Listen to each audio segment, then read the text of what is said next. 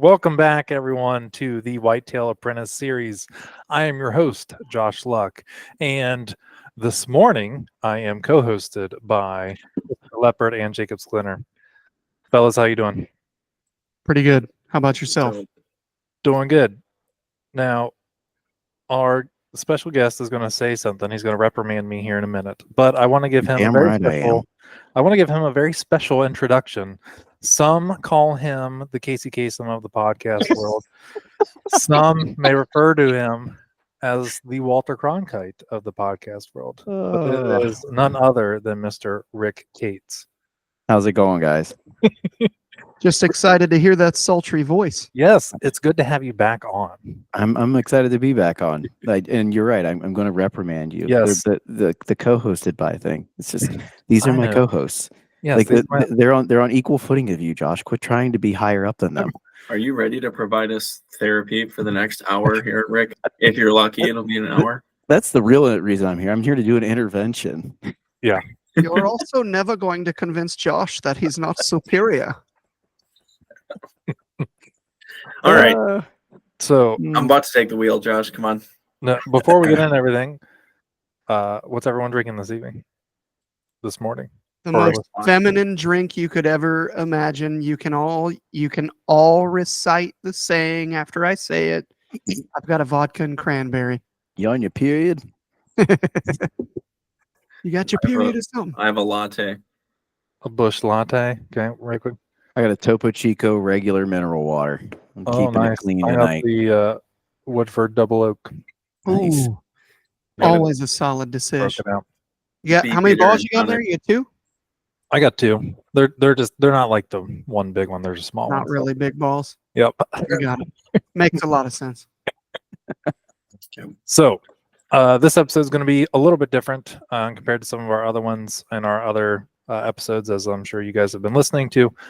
We've had various guests on, and they've kind of been the quote unquote, expert on said topic. And then we interview them and have a dialogue on the topic that we're covering. Now in this one, we're going to talk and cover everything about scrapes, everything that we have learned over the years for scrapes and how we implement them. Now there are multiple people that come to mind when it comes to scrape talk. Number one being Troy Pottinger. Yep. Right. Yep. I'm sure all of us have listened to a Troy Pottinger podcast. Yep.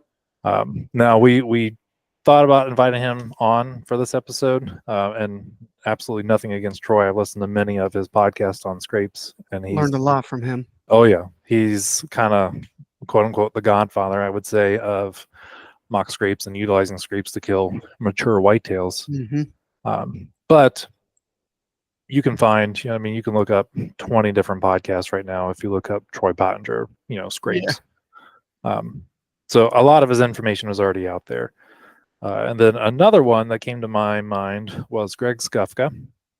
Some people may not know a lot about him, but in my opinion, he released one of the probably best podcast episodes on scrapes and licking branches with the Southern Outdoorsman.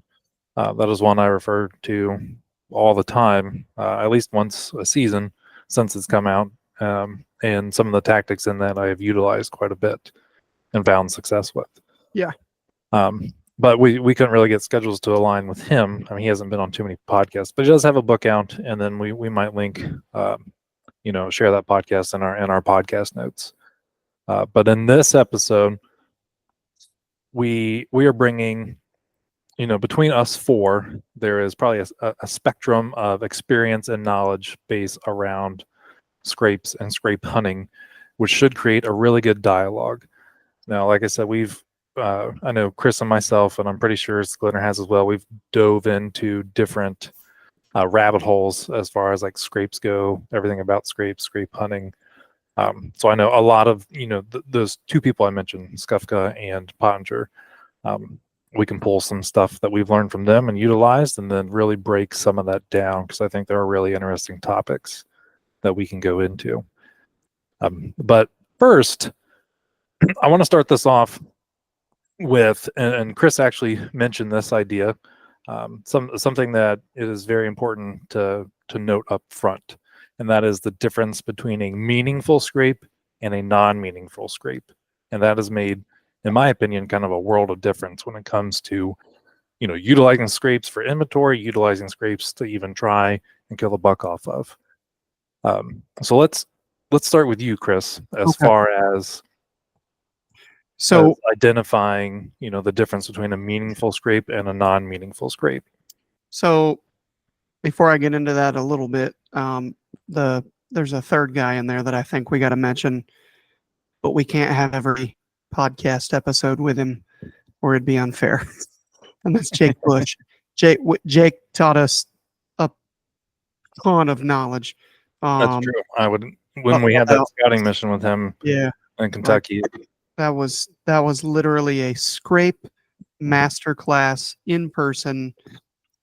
And that kind of stuff just can't be touched, man. People pay a lot of money for that. So wanted to throw him out there. But yeah, so I mean, a meaningful scrape, we see all these pictures and videos online every day of bucks on scrapes, and they're always at night. And just like a corn pile or a food plot or whatever, if you've got your pictures at night, I'm not saying it's not going to happen, but the odds aren't exactly with you as much. Getting those daylight pics and videos can definitely, at the very least, help your confidence knowing that you're very close to a bed. So, there's a lot of scrapes out there that are testosterone induced, basically, that they walk around in, October, November, maybe even a little bit in December, depending on when your rut is. You people in the South, I'm sorry, I'm speaking backwards. For you, it'd probably be like December, January, and into February for some of you in the Deep South. But essentially, when you get a buck that's all pissed off and all, just jacked up on testosterone, he goes and he makes a scrape, and he might literally never come back to that ever again. Might not even be in that same area ever again, for all we know. So, to us, a meaningful scrape is something that you're going to find fairly close to where those bucks are bedding. And, to kind of start off on what I'm looking for, and I mean, I kind of feel bad because I get to talk about this, and it's pretty much what Josh is looking for as well, since we were taught by the same guy. But you're looking first and foremost for recessed ground. So when you see these deer pawing out a scrape, you see all those big scratch marks and everything, and it pretty much just kind of roughs the dirt up, and you can kind of see like the the different little like dirt grains and everything from where it dried up, and it's all kind of gnarly. That's generally not what I'm looking for. I actually get discouraged when I see that. I would rather see hoof prints, and I would rather see what looks to be like a 1,500-pound deer jumped up and down 150 times that day, to the point where it's almost like the most shallow bowl you've ever seen. It's recessed by an inch or two generally, and essentially what that's telling you is that deer is coming down to that scrape, or coming to the scrape. I say down because we're hunting hill country and they always drop down. But they come into that scrape and they'll work a licking branch, and they're not pawing it out and all that. They're simply working the licking branch. And this is a place that often holds deer, for years. That scrape, that same exact scrape has been there for 5 or 10 years because deer go by it. They didn't think to go make a scrape. That scrape is there because of the location and because they're in that area and travel past it every day. Once you start getting further and further, it always comes back to the bed, right? As you get further and further from the bed, the scrapes, everything else, in my opinion anyway, becomes a lot less meaningful. It's a lot lower odds to get that deer to hit that in daylight. So I'll leave some things. I'm going to stop with the recessed ground, maybe go back to Josh or whoever and let somebody else cover some other stuff. Yeah, I wanted to make a little bit of a clarification here for our listeners. You're saying a meaningful scrape. There's a difference between a meaningful scrape, a useful scrape, and a huntable scrape. I think what you're referring to is a scrape that's huntable, like something that will produce a kill directly, as in like you can hunt this scrape and you may kill a deer on this scrape. Well, what I'm trying to say is that there may be scrapes that you would have no hope of getting a kill on that you can learn information from. I feel like there's always an opportunity to learn information from a scrape. For instance, several times when I've patterned fawn drop dates, I've figured out when does were going to come into heat on October 18th and October, like 18th to 20th was like a sweet spot of like extremely early breed dates in Wisconsin, especially in the hill country. And there would be nights I'd walk out from sits like that, and I would follow a line of scrapes that was being made so freshly that the buck that peed in it, like the pee had not yet sunk into the ground. Like I was yards behind this buck, like hearing it run through the woods, like grunting at it and it grunting back at me and all this stuff. And like that's on a wide open oak flat. And I'm not going to kill that buck running that scrape line because he's going to be a mile across the property the next day, still chasing that doe around. And so is every other buck in that area. But I can learn and use that for next year. And I can also use that if I came across it the next day to understand that fresh scrape after fresh scrape leading a half mile down this ridge line likely means that every buck in the world is chasing this doe right now. So those being in wide open hardwoods made at night, blah, blah, blah, blah, blah, is all things that I can learn from, which is meaningful to my hunting strategy for the next day, but it doesn't mean that it's going to produce a kill on whatever deer made that scrape, if that makes sense. It does. So, like, I think it's very low odds though, because I've hunted for years and never even had that experience. I'd also like to clarify that they're not peeing in the scrapes. I'm not saying they don't. I'm just saying I'm not looking for pee in the scrapes either. It's all about the licking branch to me.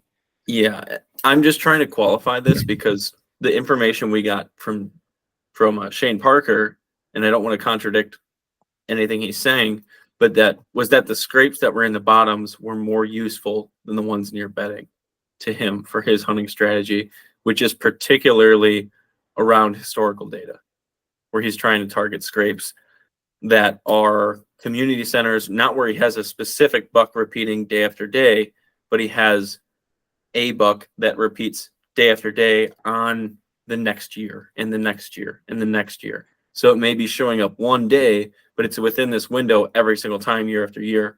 And so that's a meaningful scrape from the perspective of the strategy he's using, not necessarily the scrape that's right on the outside of bedding, which he found in his trail camera data that he did in a past year or two or whatever it was, that was more conducive to killing in his strategy. So I just want to tell the listeners that there's many, many ways to use scrapes. And Chris, I relate to you, where the ones that matter most to me are the ones in the perimeter of bedding, on the exit of bedding. They're used day after day at a longer period throughout one single year, but there's also other approaches to them. So I think we have a little bit of a task in front of us here today of qualifying not only what instance each scrape is useful under, but like I feel like there's multiple different kinds of scrapes in relation to bedding, thermal hubs, the random doe that's in heat that's scrapes all over a blown up ridge top, stuff like that. There's different classifications of scrapes and reasons for them being made, but there's different ways you can use each of them. Some of the ways you use them aren't always going to lead you to a kill, but all of them you can gain information from. So I just wanted to like clarify, Chris, when you say meaningful, are you directly pointing to a scrape that gives you information, or are you referring to one that will lead to a kill? You know, what does meaningful mean to you? So this is probably going to be the weirdest response ever. Information that leads to a kill, but I'm not hunting that scrape almost ever, simply because I'm trying to cut him off before he gets there, basically. Gotcha.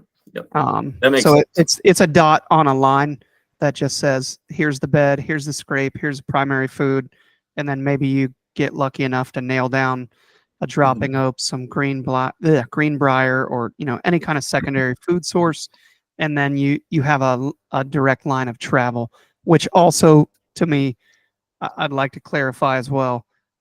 Preferably, this sets up for early season, but I've actually made it work in the rut somehow. So I so- want to. Sorry, Josh, I'm totally going to cut you off here, but finish your thought. get used to it. Yeah. Now that you're not used to it, I want to point out with what you're saying, Chris. Everyone thinks of hubs in terms of thermal hubs, right? I think of hubs as like the way most people think of beds. It is the spokes on a wheel. It's a location 100%. that they're going to associate with too often. Yeah. So the way that you seem to be using scrapes, which I relate to greatly, is as a hub of activity where deer may be coming from multiple areas, but this is their destination. So a bed, a scrape, a secondary food source, primary food source, doe bedding, like these are all hubs. These are all a location that a deer may want as a destination. And the more that you can put in this line, the more you can connect the dots, the more you can target them in between those dots. Okay. So I just wanted to clarify that. Yep. Yeah. No. I think clarifying it is good for the listeners, because like you said, Jacob, there's a wide variety of scrapes, and this is where I think Rick is going to play a vital role into what we're talking about here. So there were three terms that you just said here, Jacob: a killable scrape, a useful scrape, and then what was the last one? Informational. I'll say. Informational. Yeah. Informational Yeah. scrape. Yeah. So that is kind of a good way to break it down and keep it simple for things. So let's go to Rick. Rick, you have recently been scouting quite a bit. Yep. Looking for scrapes in hill country and that. So as someone who I would say is Just Fresh. say it. yeah, newer into getting Fresh. into like targeting scrapes and looking for them, and you're scouting and hanging cameras over them. So someone that is newer to that style of scouting and hunting, what do you feel like would be the best as far as presenting the information? Do you feel like clarifying it as a location you can kill, one that's useful, one that's used for informational, or how do you see that in your eyes? I think ultimately, if you are looking for if you're looking for a mature buck, obviously with what I agree with what Chris said, it's a point on a line. I can say this: my last two bucks that I have killed came from a scrape. They came from a scrape going to secondary food source, going to bedding.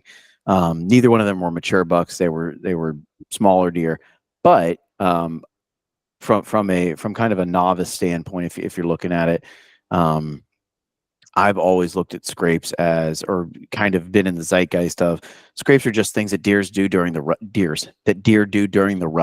to get aggression out. And that's kind of that's long-term thinking that I think a lot of people have when you think of deer season. It's that I'm going to go rut hunting, I'm going to go find scrapes, I'm going to go sit on the line, and I'm going to hopefully have a deer wander across in front of me. More recently, looking more for kind of like what Chris said, more indentation type stuff rather than just paw marks in certain spots. Specifically, I sent you guys pictures of deer that I'm hunting in Ohio that I left camera on a scrape that was made during the rut last year. And that spot ended up being a spot of activity for those bucks all the way up until the last day of the season. And then, really has started back up again here in July, August, when I went and pulled my cameras and that kind of stuff. So it's information. Mm-hmm. Like, I think you can kind of add that one category depending upon how you're scouting, is you can put something on like a scrape that you find in the rut. And this one was, pure aggression, like licking branch completely snapped off, big deep rut, put a camera there, and I let it soak for 6-7 months or however long it was before I went back. And that one paid dividends. I think it's an informational piece though, because as we e-scouted, but all three of us sat down and e-scouted that spot, we all looked at it and said, here's where the bedding, it's below a bench. Here's an oak flat over here. This may be one of those, parts where it kind of, you find a confluence of all those things.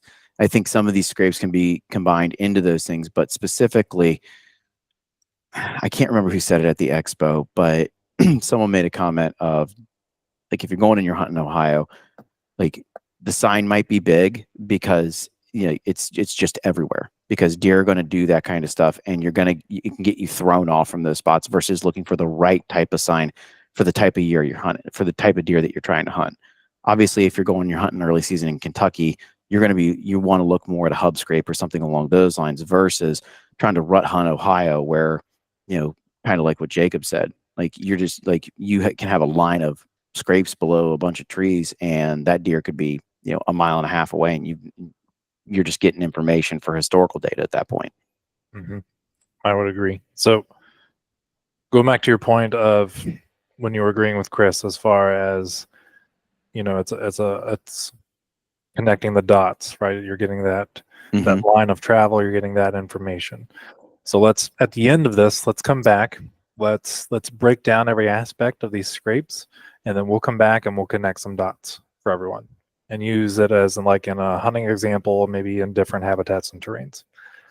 But I would like to start with, so a commonality that I'm hearing with everyone, and this is something I think that I have really, when trying to learn about scrapes, one of the things that I think is most important is location, and each of us have already kind of hit on location essentially for these scrapes. So I think that is a really good place to start, because I feel like that does differentiate the type of scrape we're dealing with, how useful it might be. Is it a place where you can gather lots of information? Is it a place where you might be able to kill? Stuff like that. I think it is very location dependent.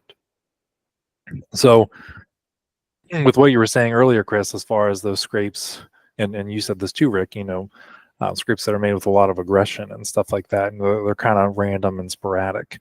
They're in locations, if you're in farm country or ag country, right? A lot of times you'll see these types of scrapes on field edges. And around here, a lot of them are under pin oaks. So a lot of pin oaks will grow up along the fence rows. That's where we see a bunch of them. Pin oaks or red oaks, but a lot of times it's pin oaks. Parts of the edge. Yep. And then even in like an open hardwoods, a location that's not necessarily near compounding features, a location that's not necessarily near bedding. There might be like a cluster of scrapes where you can tell if like something was in there, just kind of pissed off. Those scrapes I would classify as a secondary scrape, right? And those are ones. So there's your primary and your secondary. Secondary more on those exterior, or some might refer to them as like exterior scrapes versus like an interior scrape. Those are ones that I don't necessarily care about unless I am trying to get a line of travel. So I'm not saying they are useless. I think they are more for informational purposes, and we can break this down more if you'd like. But let's use a field, an ag country, a field edge, for example. Anytime I've had cameras on a field edge monitoring, scrapes that start popping up, and this area in the Midwest, a lot of times they'll start popping up, mid to late August, usually later August, but some of them will pop up mid-August. Typically, those are all nighttime photos. Most of the bucks I see on those are mainly nighttime. Not too many mature bucks on there. You can get mature bucks on field edges, but a lot of times I feel like those are field edges that also have a lot of cover. So like on the inside corner, perhaps like a cornfield, right? I think that is where you might get a mature buck using. I'm not saying you can't get it on bean fields, but in my experience, I just haven't seen that. Our buddy Pierce, right? He's utilized a scrape on a field edge on the inside corner of a cornfield, and heck, how big was that deer, Chris? Was that a booner he had using it? 80s. Yeah. It was like a mid 80s deer. Thing was huge. It was huge. But let me know if that's what you notice as well. But those scrapes I classify as secondary scrapes or exterior scrapes, and those are one I just use for informational purposes. If I'm getting bucks on camera at night, I know that is not where I'm going to be hunting, but I can at least get some inventory and see if it is a food source they are coming to at night or in the evening, and get kind of a destination, like an end point of their travel. Is that what you guys are doing? Is that what you're seeing? So for me, I'm autistic when it comes to this stuff. So the You the didn't have thought to of say when it comes to this stuff. the thought of even caring where that deer is headed, once I know there's a primary food source, it's more for me, it's more about where he's coming from. But at the same rate, like that's also very situational because Yeah. I So don't have the ability to hunt there. And like with Pierce, he did have the ability to hunt a scrape like that and really did not have the ability to get as close to the bed and have that experience that I'm keying in on. So I think a lot of it is situational, honestly. yes. Okay, Mr. Situational. Let's say in a brand new state, let's say it's ag country, you've never been there, and you go to hang a camera. Obviously, you're scouting and looking for, what you said you were looking for as far as the type of scrape. Are you ignoring the field edge completely, or are you going to put a camera there to get some inventory and see what class bucks are in the area that might be utilizing that food source at night? Man, that's difficult for me because I feel like the reason if I'm the only one hunting there, then I'm 100% doing. If it's private, yes. I don't know. Public So, land. Let's but do that on way. public land, like where is everyone's mommy, cousin, brother, uncle? Everybody's going to be hitting that field edge. Yeah. You have a lot of high odds that your camera is going to get ganked. Your SD card's not going to be in the camera, and I'm going to be ready to burn down a Walmart. So So theoretically, let's say no one steals your camera. What do you Then- feel like those scrapes are useful for? That's what I'm trying to get across. here. absolutely information with a direction of travel and inventory. Okay. Okay. That's Told what you I guys. was trying to Just utilize and get across. Try to tell you. Sklinner, is that kind of your experience with some of those more secondary scrapes? Yeah, I'm not a huge field edge guy. Yep. Neither am I. I feel like for me, in my experience, a hub scrape, whether it be a top side hub or a bottom side hub, and if you don't know the difference, refer to the e-scouting video Jake and I did on the Mobile Hunter YouTube channel. But it's a culmination of ridges either below or above. And those are secondary to me. I mean, in Ohio, I feel like where I've hunted in Ohio with Jake, I feel like they serve a little bit of a different purpose. They can be more of a primary, especially in like a more tertiary or a micro hub versus a macro hub. But again, refer to the video, damn it. But so Josh is so hard right now after you just said the word tertiary. Tertiary. I was like, oh, okay. I use good that all. medical word. Yeah. So I would say I don't often hang at all on field edges, but there are scrapes in the applications I hunt that act like a field edge scrape. Part of the reason I don't is theft, and a major part of the reason is the lack of a field on public to set on. But there's a lot of, I mean, for me, it's not even direction of travel, honestly, because I don't trust, like, even on video, like, I really don't trust, like, the direction of travel. That deer could have made a loop around the camera and just decided to go the other way. And in the cases I have hung it over a field edge, it's been like 40 yards off the field edge on the public and facing the field edge. And I happen to catch something also on the field edge. And I'm like, damn, all right. But it's usually just survey information, like what bucks are in the area. It's like my first year on the property, and I just want to understand the genetics and the caliber that I'm dealing with. Sometimes it's for the realm of pressure, because a lot of people often access on the edges like that. But often, if I'm hanging on a scrape, it's in proximity to bedding, or it's maybe a little bit deeper than something on the field edge. Like maybe it's a scrape in the middle of a bunch of doe bedding, or if it's a scrape in a macro hub in a bottom, or up top or something like that, where I consider it secondary because it's not something that they're often hitting in daylight, like maybe with the exception of peak rut. But it will give me a lot of information on what deer are using the surrounding area.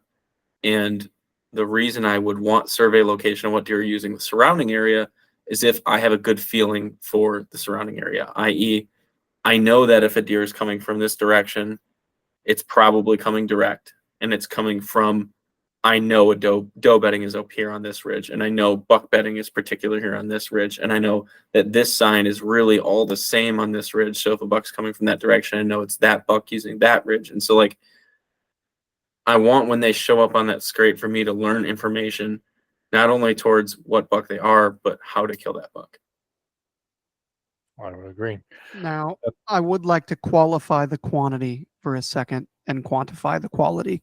I'm just making fun of Jacob. But I would like to offer that when you guys say field edge, the first thing and only thing that pops into my mind is ag. Yep. I am 1000% in the reverse when it comes to a native field now. After my experience this summer, recently, all the stuff we've learned, 1000% stick a camera in the middle of a native field, on the edge of a native field, anywhere where I can pick up deer that way, because you can camo it easier, less people key in on it, and I know the big deer hang in that. Mm-hmm. So I feel like that I agree to your point. Field edge ag, and it goes back to, I think, cover in that instance. Yes. Field edge ag, like beans, right? A lot of those are secondary scrapes made at night, or deer are utilizing them at night. In the Midwest, particularly late October, early November. Once you get into past that first week of November here, they kind of peter out once the rut's in full swing. And by rut, I mean more of that like chasing and breeding phase. Yeah. But I would agree with what you said. Now, going kind of reverting back earlier, I said location is important, which it is. It is very important. But cover, I think, is the second most important as well. I agree. So with those natives, what you get is a bunch of cover. You get food and cover in the same area. Yep. And that kind of plays to what I was just saying about Pierce's scenario with that booner. Yeah. Where it was on the interior edge of that cornfield. That buck. Now those are small wood lots in Ohio, so the bedding is limited. But there was a ton of cover where he was targeting that deer. Mm-hmm. Same with the native fields. They have bedding and cover all in the same location, and a lot of times people aren't targeting those.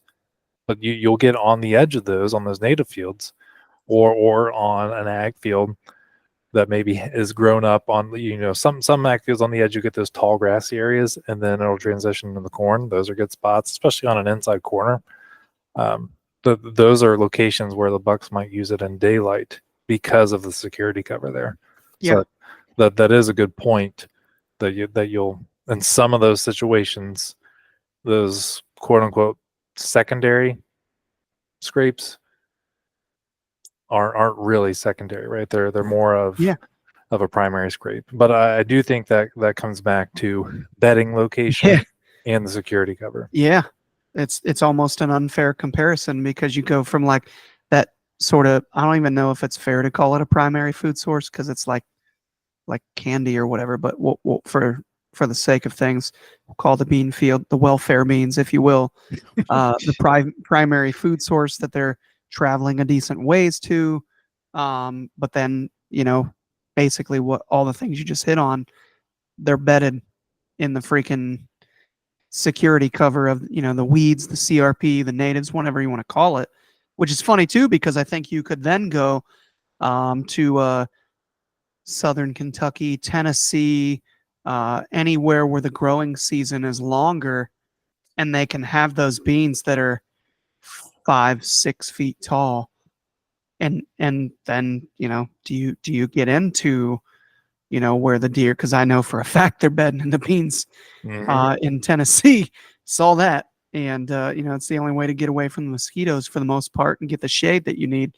And it's where a lot of their moisture comes from. So when you have all that, kind of like what you just hit on, you've got the bedding and the security cover. So the scrape may then, even though on a field edge, be extremely meaningful and not just informational. Yeah, I do believe that is in direct correlation to the cover there, like we were talking I about. just learned something talking this out with you. I know. I can't wait to go tomorrow. Rick, it looked like you were going to say something. No, I was just I was going back and I was thinking through just with regards to field edges, and each of you is saying, and I mean I said it earlier about hunting an area in Ohio. I think it's changed drastically from what I kind of thought of it in my youth, which was, you guys have discussed this before, is you sit on a field edge with a rifle or a bow or whatever, and you wait for a deer to walk by, walking down a scrape line on an overhang, underneath overhanging branches and that kind of stuff. And really, those are more secondary things versus primary things that you should be looking for. You're taught that they're primary, but really they are secondary things versus, looking maybe more where that goes, where that bedding is, versus just like intercepting from a secondary scrape to a food source. That works, don't get me wrong, but if the idea is to kill a mature deer, you're wanting to intercept them prior to getting there. That way, the other thing that runs into my mind is something that Zach Kaiser said, is that you never want to shoot a deer standing at a corn pile. You can, but you want to shoot them on the way to food versus when they're at the food, because they're deer at their most calm walking to those two things versus while they're creating a scrape, because they're on high alert, because their senses are way higher up and their fight or flight is much higher. I think that brings up a phenomenal point to transition to as well, which would be, for me, and you can tell me to shut up if you'd like, Josh, camera placement. Like, is it okay to talk about that right now, or do you want to save that for later? Let's save it for later, because Okay. I don't want to get too much off on a tangent. Remember this moment. Okay, camera placement. We will come back to. Put a pin in it. Yeah, we'll put a pin in it once we get through some of these details on these scrapes. Then we'll talk about camera placement. Then we'll get into our hunting examples. But we will come to that, because I do think it is important, because some places people won't put cameras on those scrapes. They say it's a bad idea. There are other people that'll put them on all of them. So yeah. we will get to that. Okay. But going back, because we started talking about primary scrapes and bucks hitting, scrapes in daylight. Going back to the secondary scrapes real quick, or those exterior scrapes, those I mainly see deer hitting at night. Okay, I just want to clarify that. I don't classify that as a primary scrape because they're hitting them at night. The ones I consider a primary scrape, or more of a social or community scrape, are ones that they're hitting in daylight. And it doesn't have to be a mature buck. It can be different age classes. And we can dive down that rabbit hole too, of how we would classify a community/social scrape versus like a primary scrape or like a buck bedding scrape, because I think there are some differentiating factors there. But to me, the biggest differentiation between a secondary scrape and a primary scrape is if they're using it in daylight versus nighttime. Well, the primary one being, they're using it in the daytime and it's in the right location and it's got cover associated with it. What do you guys feel like differentiates a primary from a secondary scrape?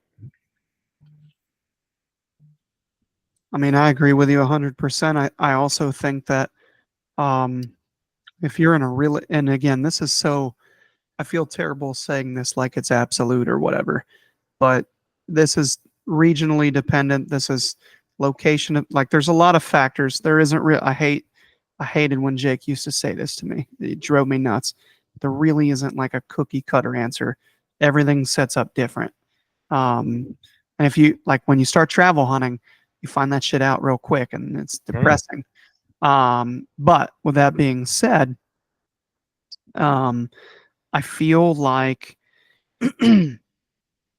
most of the scrapes that I can utilize right now and into the opener of, let's say, Ohio, Indiana, etc., and then on into the rut, I could also hunt in January, February, March, April, May. Like, I get those same big deer on those scrapes. And I also think it's important. I get them working the licking branches and stuff, but that I don't get that like a bunch. They're just there because they're in the area and traveling through there. It's, again, it's close to bedding. It's where they feel safe. All the factors you want to throw in there, they're there all the time for the most part. It's a core area kind of spot where they feel safe and where they travel. So I'll get those same deer in March or April, and then into May, June, and then you just keep watching them develop, and you will get them in the background. Some little moron 2-year-old will come up and work at the licking branch, and you see big old Mr. Kanish standing in the background. Like, you're not, to me, I also feel that it's very important to note that every buck is very different. His testosterone levels are different.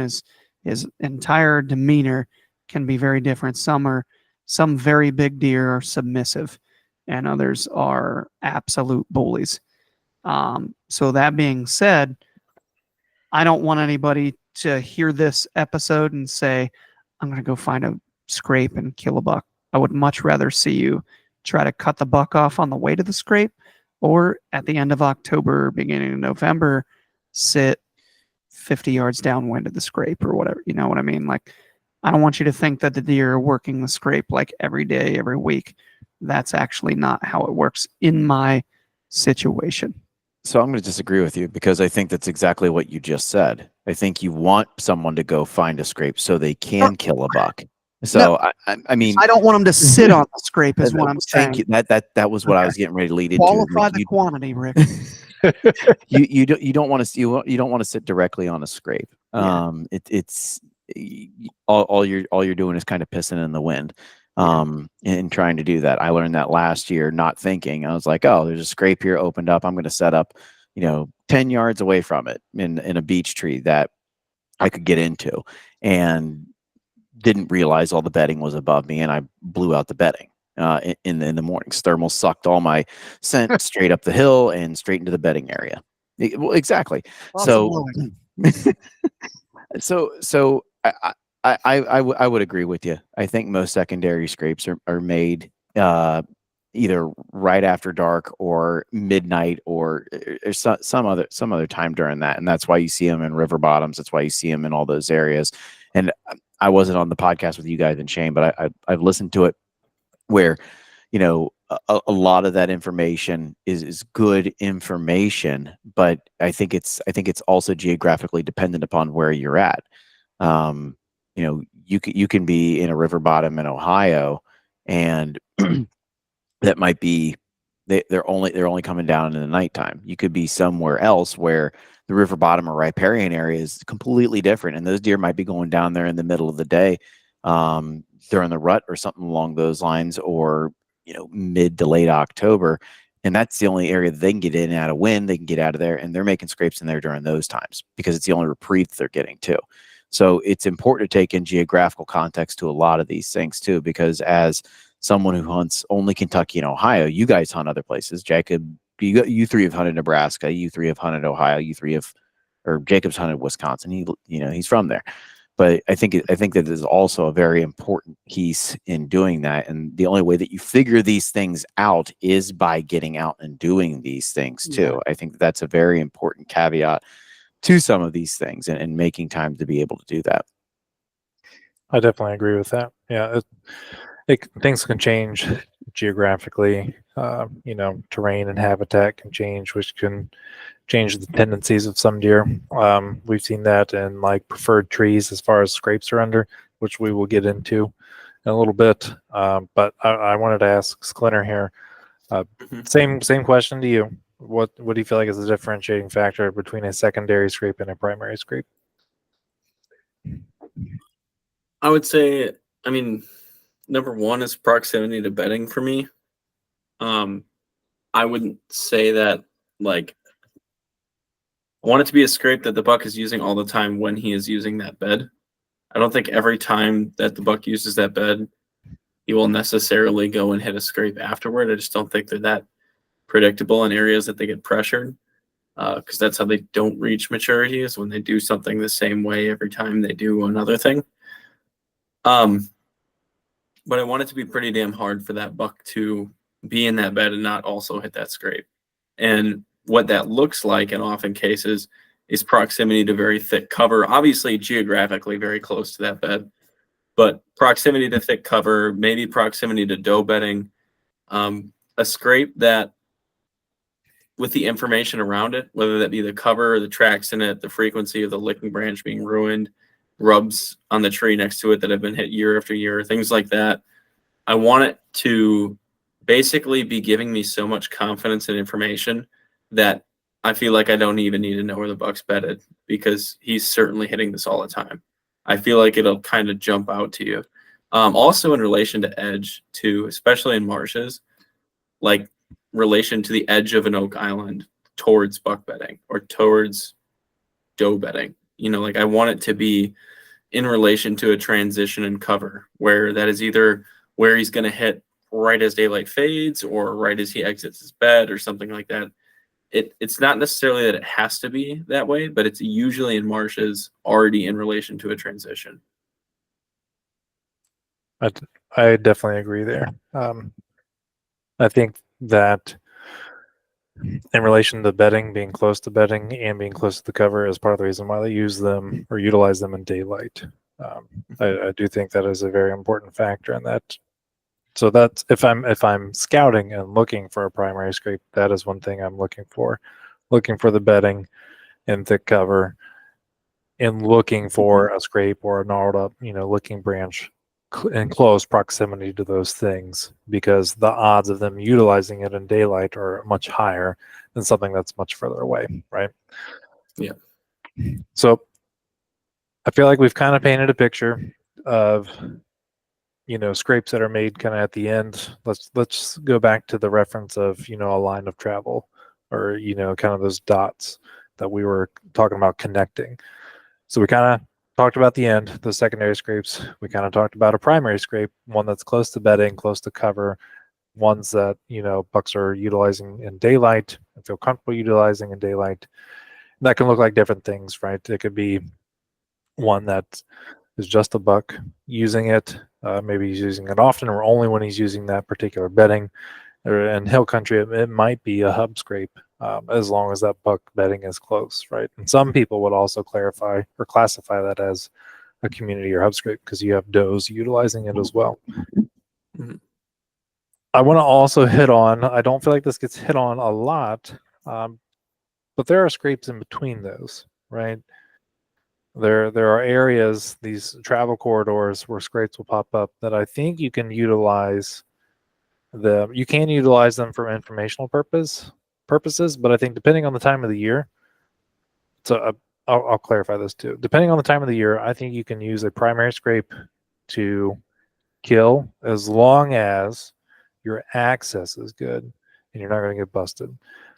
But those scrapes in between, like a primary and secondary one, or like a primary scrape and a food source, right? They're going to those travel corridors. I think you can really utilize those as long as they're in daylight. This might be more towards the end of October-ish, at least for the Midwest. I think you can utilize those for kill locations as well. So I have some ideas in my head of the scrapes I'm thinking of in particular. I want to start off with you guys. Do you guys have experiences with any scrapes in between those? So these could be, a scrape that you find at a pinch point, one that you find on a bench, or something like that. Have you guys? What kind of experience do you have with those? My Kentucky buck was on a bench. The scrape was on a bench, and that one was. I mean, I agree, like 100,000,000% with you. Like, while I think your odds aren't as high to see that deer, your odds skyrocket because your access. You've got a lot more options to access those spots. I think, which I think helps tremendously, and then makes your odds go way up. Yeah, I would agree there. I think some primary scrapes, and it's location dependent and terrain dependent, habitat dependent. Population. Yeah, and population, because you could have, those bucks bedded out. The terminology is eluding me. On the points. Yeah, but Yeah. they're almost like lookouts. They're Like a secondary. finger ridge. No. Secondary ridge? No. The bucks that are Satellite? the immature Satellite. bucks that are Oh, satellite bucks? Satellite. bucks. Yes. Yeah. Oh, geez, that was eluding me. Yeah, but you can have multiple I thought you were talking satellite about a bucks or terrain even feature. does on That's different so ridges. You can have multiple satellite bucks or different does on on various ridges. Like let's say you're in hill country, that can bust you before you get to that primary scrape where that mature buck is using it, right? So I definitely think you can kill on primary scrapes if your access is good and you have the right conditions. But I do agree with what you said, Chris, as far as those in between scrapes, and we can call those just travel scrapes or corridor scrapes or however you want to classify those. I do think you have more options as far as access, not getting busted. I think they're easier to set up on. Yeah. You can get in and out clean and hunt them multiple times. Yes. So we've kind of talked to Jake Bush about that. Yeah. And sometimes it might be a quote unquote scrape line. And I'm not talking about like on a bench in, let's say, early November, late October in the Midwest, where you see like 3 or 4 like close and close proximity. That can be more like testosterone base, right? I'm talking about, so when we scouted with Jake in Kentucky and we were going through all these hubs, when we found a hub scrape, right, a lot of times we would, and let's say food was in the bottom, right, so bucks would be bedding up on these secondary ridges, dropping down, hitting a hub scrape, and then working out the hubs towards the ag fields, right? So in those scenarios, you would almost find like a scrape line. Yeah. Where you'd get a scrape on the edge outside the hub. Once you start going through the drainage, right, you'd get 1 or 2, and then you get to the hub scrape. Yep. In that scenario, you'd have a scrape line. But what Jake would do sometimes, I don't believe he does this on all of them, but on sometimes he'll hang multiple cameras through that drainage and check them and see where that buck is coming in daylight. So he may not hunt it at the hub scrape, or what some might classify as a primary scrape. He would hunt in between that and the ag if he was coming through there at daylight, right? Because there's no reason to push further into that because one, the higher your odds of getting busted are higher. And then 2, if he's coming there in daylight, that's all you need, right, to get your opportunity. So your ability to set up on that deer might be easier than going all the way in. So there are those locations in between where you can really target those deer, in my opinion. But that is just one example. Some other ones that pop into my head might be where some compounding features come together. So let's use hill country again as an example because it's, in my opinion, it's easy to visualize. Let's say you have a select cut or a clear cut, right? Plenty of bedding there. You're a buck's bedded there, right?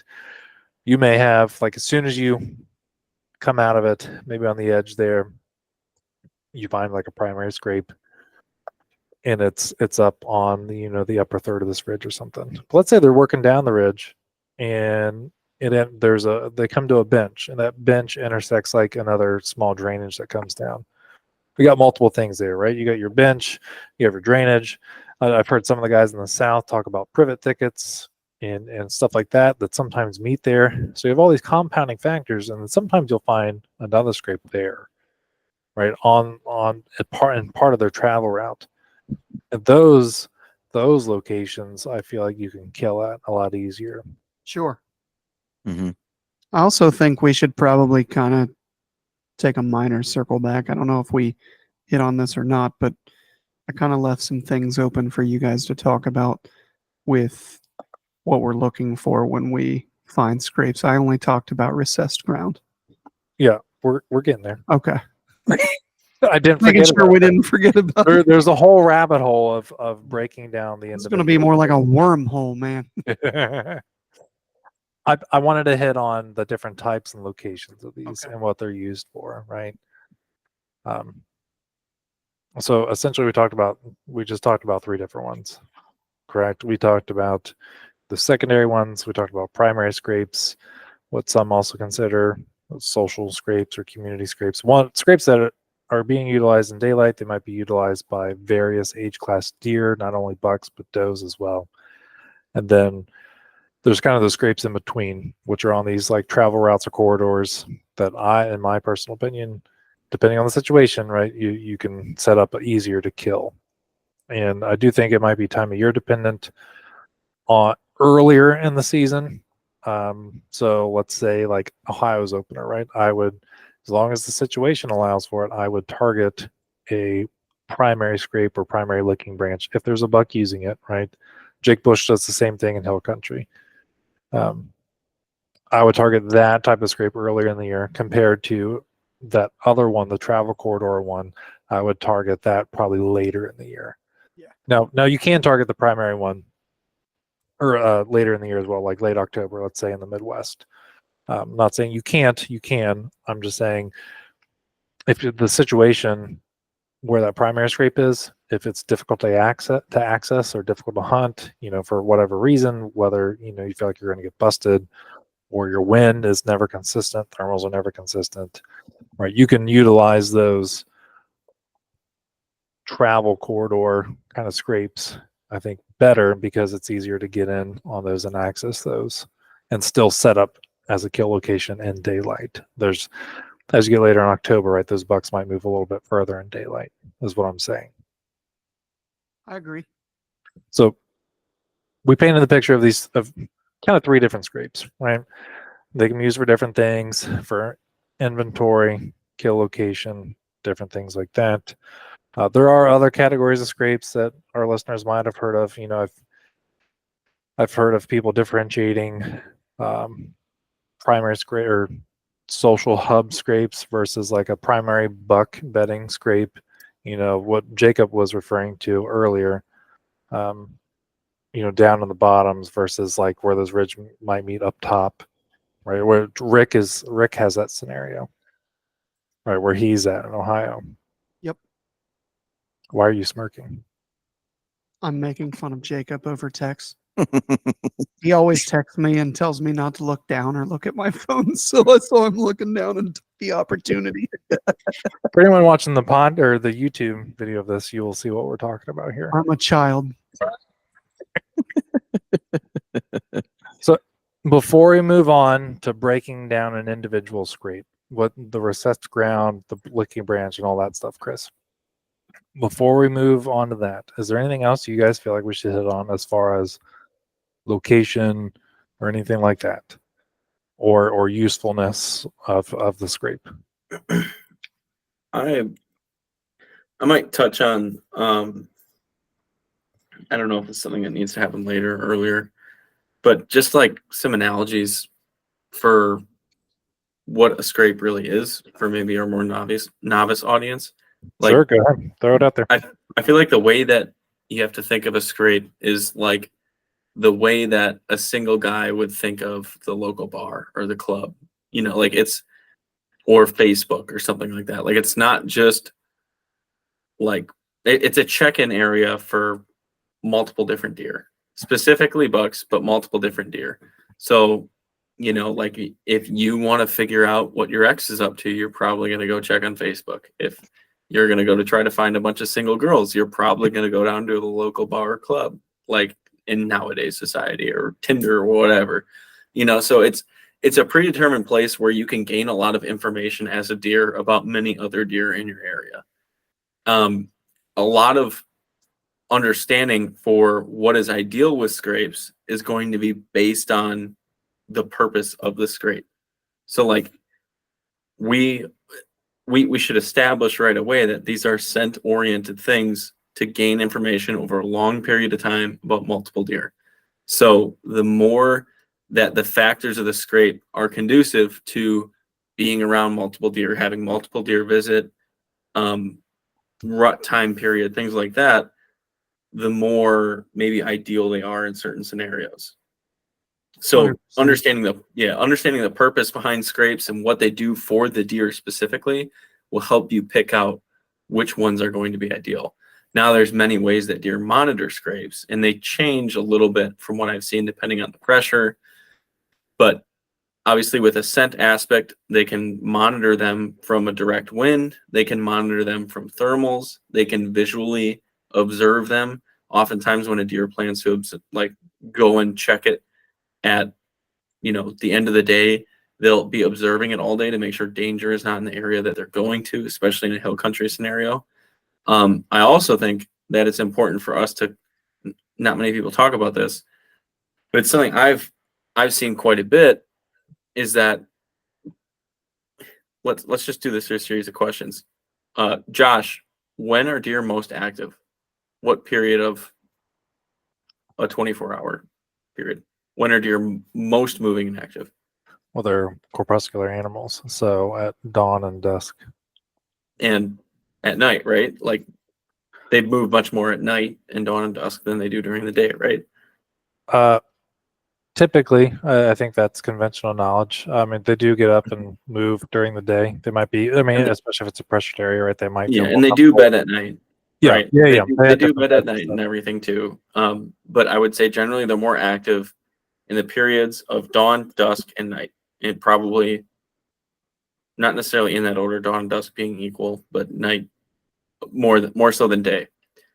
So if the purpose of a scrape is to find out information about deer in your local area, when would a deer be able to figure out the most about who has recently been by that scrape, if it's on a day-to-day basis? So if he checked it yesterday, when is the time period that would be at the end of the most activity happening? I don't know if this question is making a whole lot of sense. If you get it, answer it. Next morning, the Next morning morning, after. the morning after. Exactly. Yeah. And so many people hunt Like a scrapes pill. so many people hunt scrapes. Yeah. So many people hunt scrapes in the afternoons on the exit of bedding. And in a lot of the cases I see, they hunt hub scrapes in afternoons during rut, which is more erroneous. I mean, I know Jake hunts like hub scrapes a lot more often early season he's usually cutting them off on their way down to them. But particularly in the hill country I've hunted, especially when there's ag up top, and most of the reason for them going down below is motivated by rut and thermals and being able to survey multiple doe bedding areas at once. They're monitoring that scrape all day long through visual, and they're using a leeward wind to wind for predators and wind along their access trail, or they watch their access trail. So if they're watching that scrape and making sure that their first move at night isn't going to be putting them in danger, wow, they would already know what deer have already been down there, right? So it's like, I feel like the approach to scrapes it's very one-sided, where a lot of people hunt in the afternoon and they hunt it in relation to pre-rut and rut, but they don't do a lot of investigation to how this specific scrape is being used. And I think that the way that a deer may use it is a little bit different than we typically hunt it, because most of the activity, like we just said, is happening dawn, dusk, and night, where we don't often see a buck that's got a scrape right next to his bedding waiting till 2 hours after dark is hit to go check it. No, he's usually getting up right at dusk, and then he may return to it and circle past it on his way to bedding in the morning.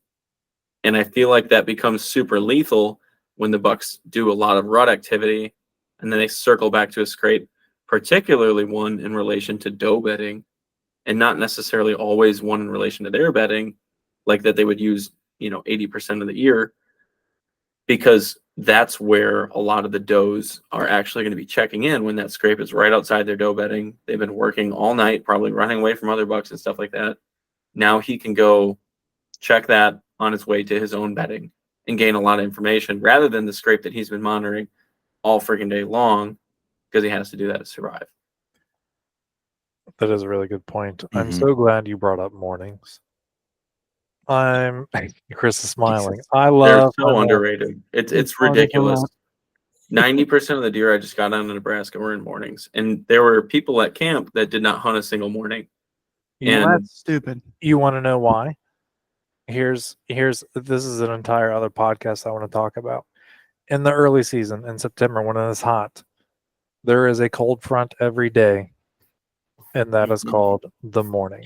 It's been Because there cooling could be a down. 20 to It's 30 been cooling degree. down all night, and it's been Yeah. warming up. It's the coolest There was part. one day in Nebraska that it was 94 degrees during the day, and it was 47 40s. Yeah, at night. we It experienced was that 2 literally years half ago. the temperature. Freezing Yes. to death in the morning. Yeah, Yeah, it we was were literally so half cold the that temperature. morning. But it's been cooling down all night, and then it's been heating up all day. When do you want to move? Like Yeah. it's cooled down by 3 degrees is what it was on average by the time sunset hit.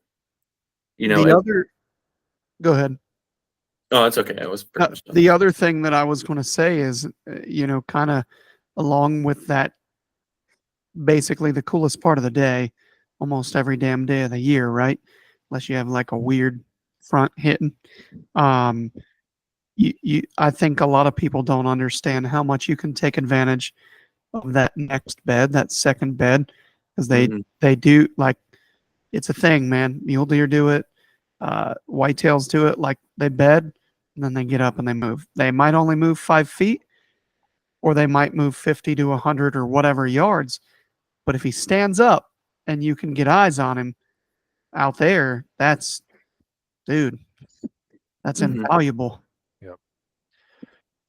I do think that is a really good way to look at things, Jacob, as far as, what you said in terms of the scrapes. Not only looking at them and what I referenced as far as when I was talking about times of year to hunt certain scrapes, like earlier in the year, maybe hunting a primary scrape versus maybe for the Midwest, maybe late October, hunting those, travel corridor type scrapes where the compounding features are.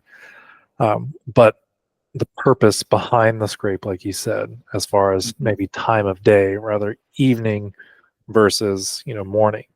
And I'll use Jake as an example, because we started this whole series with him, and we've each hunted or scouted with him. But a lot of times those hub scrapes that he's utilizing, he'll hunt other scrapes, but I'm utilizing hub scrapes because, or referencing them because that's what I think most people know him for. But a lot of times it's food are in the bottoms, deer bedded up on the secondary ridges. So he will hunt those in the evenings because they've been watching it all day. They'll drop down, hit it, and then work their way out to the food. In those scenarios, right, if they're going from bed to food, that would make sense to hunt them in the afternoon or evening. But there are scenarios, like you said, where utilizing them in the morning, because for the purposes you just said, right, that is probably where you can gather the most information, especially.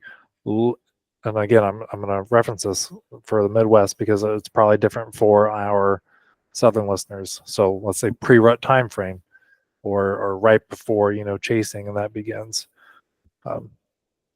Bucks will be able to utilize that downwind of doe bedding if there's a scrape there, right? They'll be able to gather the most information from that, before they go back to bed. So a morning scenario might be good to utilize that. It is important. So off of that, there are a couple things. So we hit on a little bit on time of year, time of day. We hit on locations, different types of scrapes. There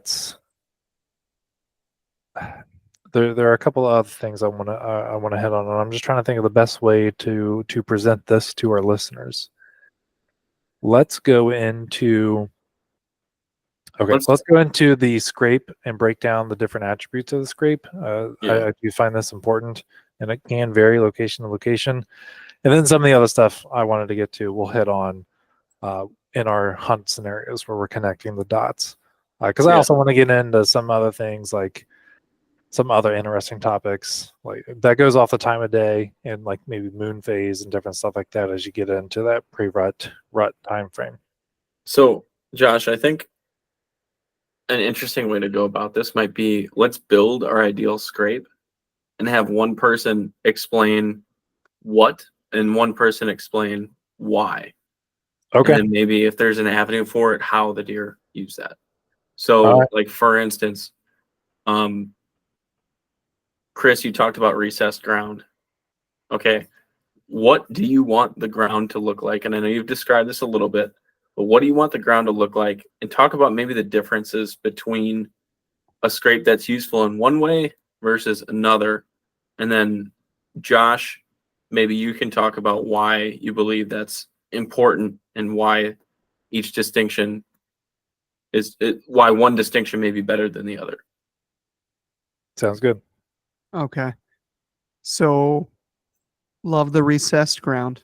Very, very regionally dependent though. You get into rocky soil, it's not going to be as recessed. And I also do believe that the amount of recession is strictly dependent depth. on the depth.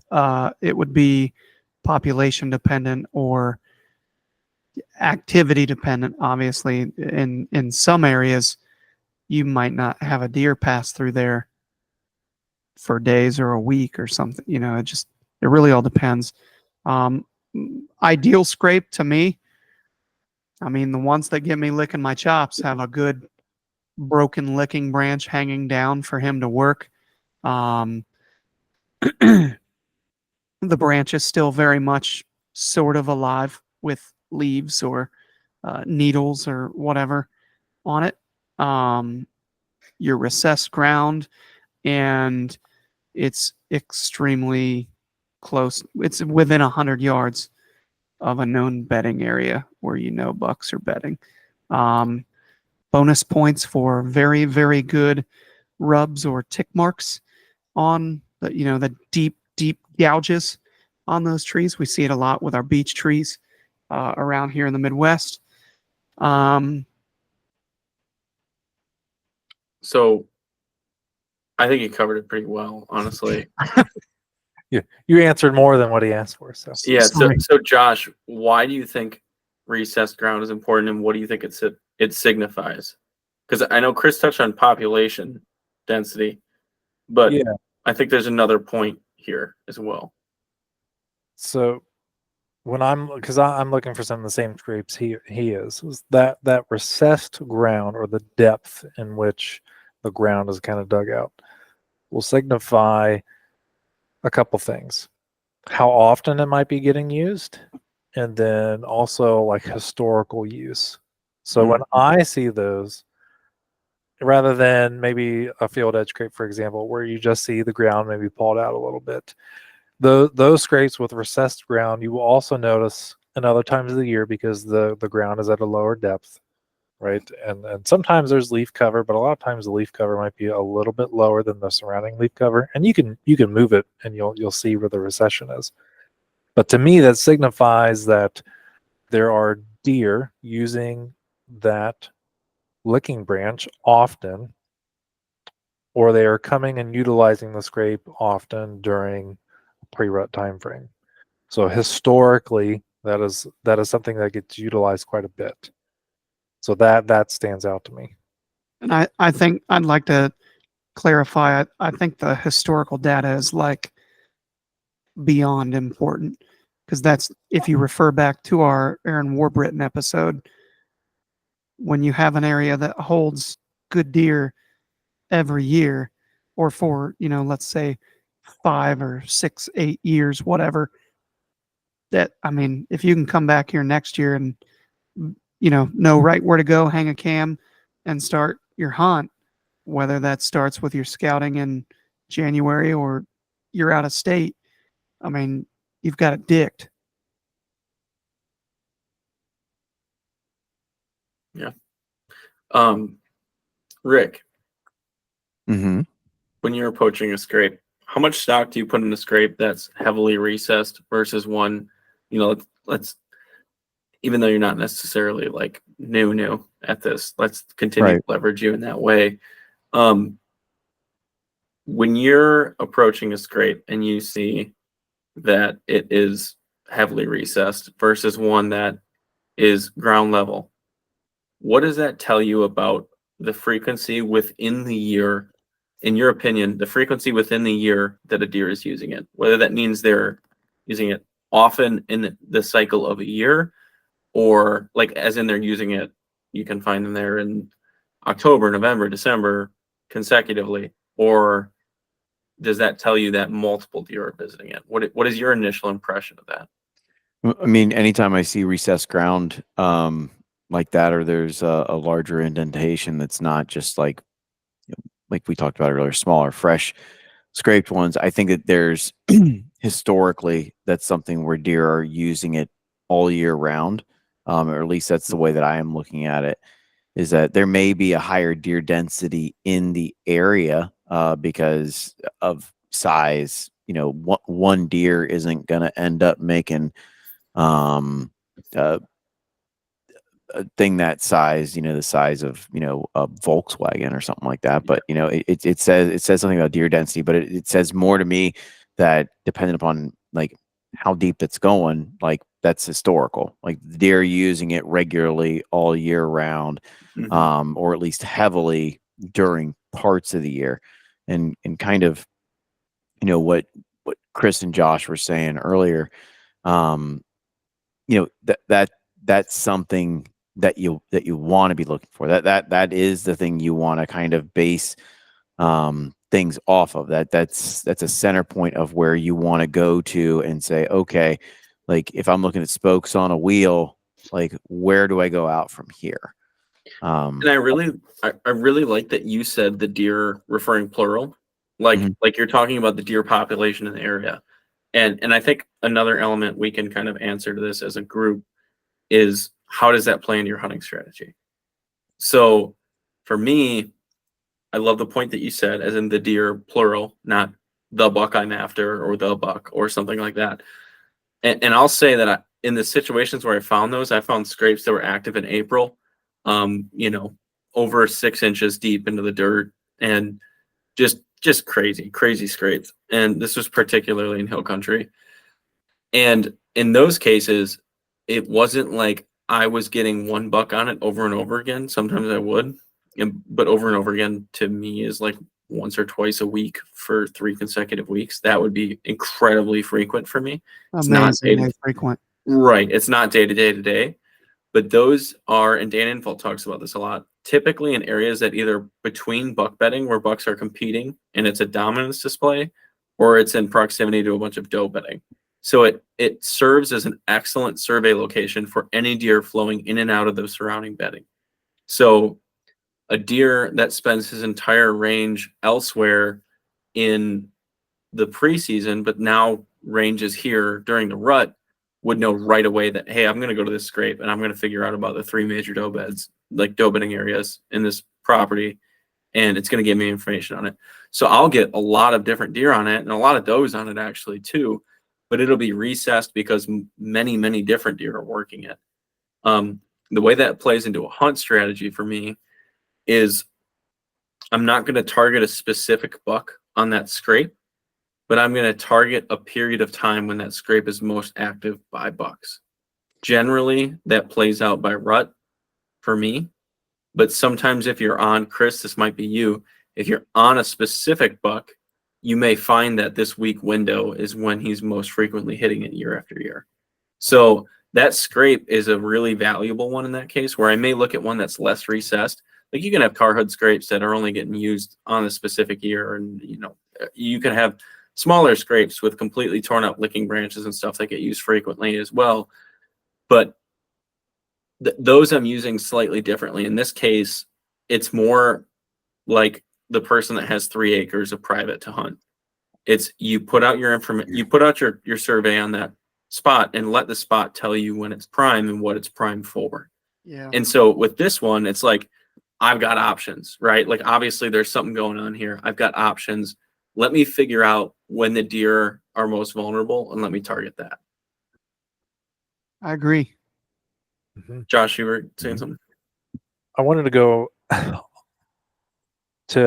go off of this a little bit with the recessed ground. So I do get really excited for those, but I also will just get this is in relation to the ground, right? So we're still kind of covering the ground part of the scrape. I do get excited for also the size or circumference of the scrape. So not only the recessed ground, but the ground may not be recessed, but it might be and I haven't found many of these, which is part of the reason why I get excited if we've seen them. But like a truck size like scrape, right? Like a car hood, like one that's just huge. A lot of times I feel like that is in correlation to how many licking branches are available as well.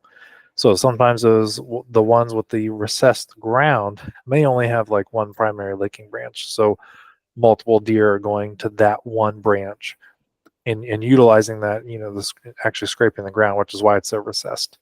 Whereas those, let's say a large beech tree, for example, that has, limbs all the way around it, you'll see this it almost looks like one gigantic scrape. The ground may not be recessed, but you have a car-sized hood, circle on the ground that is just tore up. There's no leaves, no nothing.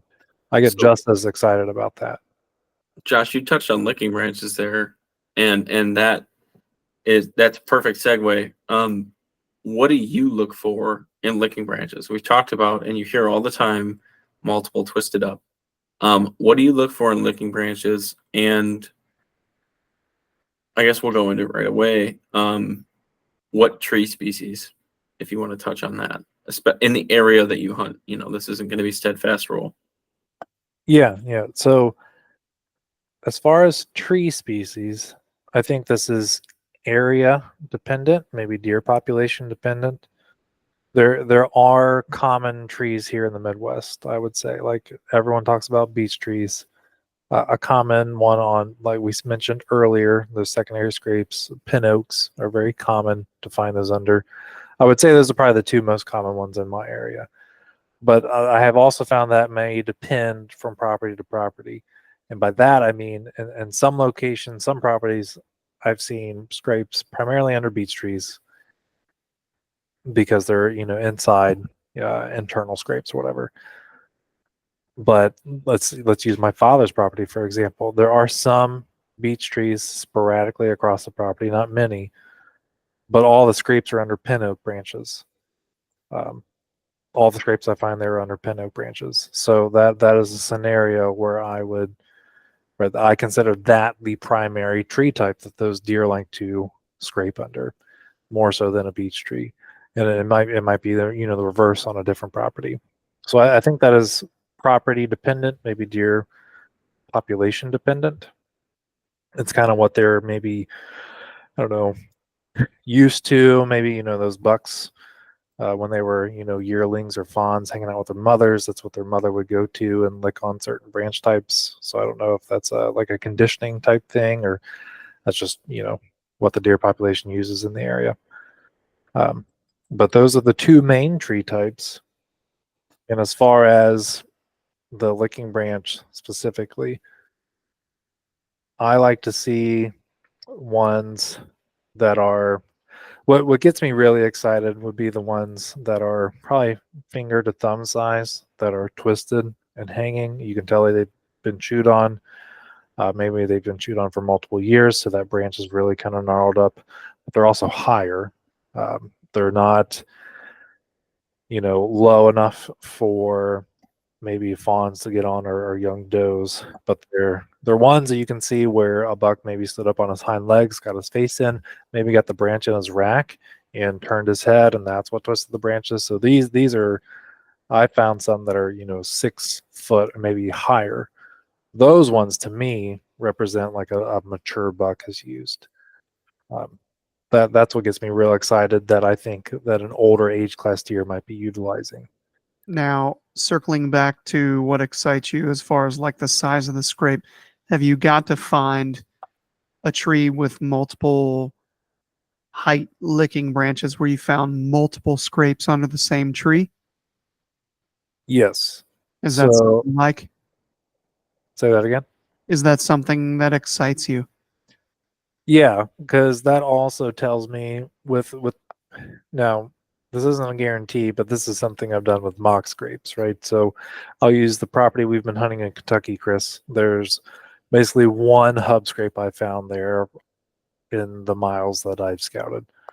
But it is a beech tree in just a perfect location. And there are branch heights that are different. I will say they're probably range from 4.5 or 5 foot to 6.5 foot. and there are some that are broken at those lower elevate or the lower levels, that 4.5, 5 foot range, and there are some over my head that are broken as well. And it is a very large ground scrape. So that tells me that there are multiple age class deer utilizing that scrape just based on those licking branches and the ground in conjunction, and that there are potentially mature bucks utilizing it. Did that answer your questions, Leonard? Yeah, absolutely. Let's get into a bit of why those things, like, Ooh, good. I like it. yeah, why would a specific tree species from a deer's perspective be more beneficial than another's? Chris, what do you think? This It's is got to some be juicy no epinephrine, nor No, You're so close. can You're you so tell close. that Chris came up with that line there? that's dude. I was trying to read your text earlier today and was like, did you just forget a space? I had never heard of that before. Okay, I've so heard of epinephrine. So yeah, let's let Chris, Rick. you've definitely heard of it because we mentioned it in our podcast about scent. But all right, so again, quick recap on our scent podcast. Go listen to the dang thing. But norepinephrine is a distress hormone. Humans have it. Like every animal, every plant that I know of has it. So norepinephrine is the reason that a pride of lions can take down a specific zebra and an entire herd of zebras. It's not because they see the injured one. It's because they can smell the distress hormone that's being given off by it, which is norepinephrine. It's the same thing that dogs track. And the reason why a gut shot deer is easier to track than one that's shot really cleanly. It's because it's epinephrine then. No. So Norepinephrine. norepinephrine is a neurotransmitter and a hormone at the same time. Norepinephrine is what is released during your fight or flight stuff that goes on in your brain. So if you are, like let's say you get spooked easily, like if a jump scare movie, your norepinephrine is going to shoot up during that. It's going to activate you to either fight what's in front of you or get away or run away from it. yes, The hormone aspect of this, and this is where it kind of comes in, is that norepinephrine is released when I'm just making sure I'm saying the right thing here. So it's a chemical messenger that's transmitted and can it's like your body prevents from going into sepsis. So like when you shoot like what Jacob just said, if you gut shoot a deer, like your body is going to go septic. I mean, you're not going to go septic. The deer's going to go septic. So your body releases this hormone and it activates, and that is what the lions are smelling or what have you. Now another it activates in damn near everything plant wise, animal wise. So I know you guys are wanting to get into this a little bit more. How much more you want me to go into this? So I just didn't realize that epinephrine was adrenaline. Yes. there's also adrenaline and noradrenaline. Yeah. But even further, to give an example for the plant analogy, fresh cut grass, we all like the smell of it. Well, it's actually grass giving off that stress hormone. So we're just like, I feel like it's funny to me because it makes me think that we're just like these predators that love smelling things that are being harmed. Something's dying. Yes. Okay. So how often? Okay. So knowing this, right? This is something that is given off through the interdigital gland. So like between the toes, there are digits of the deer. So this is the specific scent that is emitted that allows a dog to track your deer that is injured and knows it's injured. There's also, the individual deer scent, but it's much easier for the dog to track the one that's injured versus the one that's identity is X or whatever. So knowing that animals can track this scent, how many times have you guys, I've done landscaping in neighborhoods, How many times have you guys seen a bunch of branches get cut down and all of a sudden deer right on it? Oh, All the time, right? Mm-hmm. It's the same reason you don't want to be trimming branches anytime when you're hunting it, because that's the scent that they're keying on. They're smelling that, oh, there's branches cut off 10 feet up in a tree. Like, that's not normal. That doesn't happen all the time. That either means half the tree is toppled down or there's a human up there cutting branches. So it's going to key them to go look at what that is, right? So it's an easy scent for something to track. Now, I'll point out on top of it, Rick, how often do you see bucks rub completely dead trees? Never. Yeah, I'd say the only example I can think of is a fence post or telephone pole, and that's like a freaking dominance display 101, right? And they're just Right. pounding. I would push back on that, because most things like that are green poles. Like they're made That's to true, hold green water tree. and that kind of stuff. You know, Mhm. when you have a telephone pole or something along those lines, there's still a live part to that pole. Yeah, I will say I've seen them truthfully rub a dead non-green treated thing a handful of times out of thousands of rubs. Often they're rubbing things like cedar and stuff that bleeds and gives off this norepinephrine for a long period of time.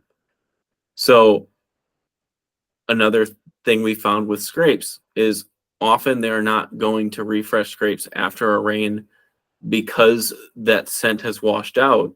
They're more so doing it because that scent has been revitalized by the rain, and you have microorganisms that are stirred up by that rain, and basically it's like hitting the refresh button, where like right when that, right when that doe peed in it or whatever happened, you're at 100%.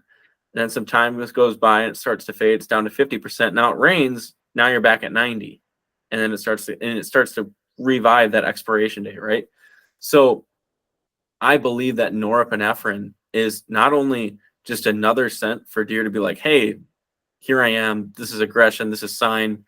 I think it's a signal that, maybe it's actually maybe it's working in conjunction with their individual scent, that whether that be their orbital glands or whatever, or whatever they're using to mark their individual scent. Maybe it's working in conjunction, but more so I believe it's just another scent for them to key on.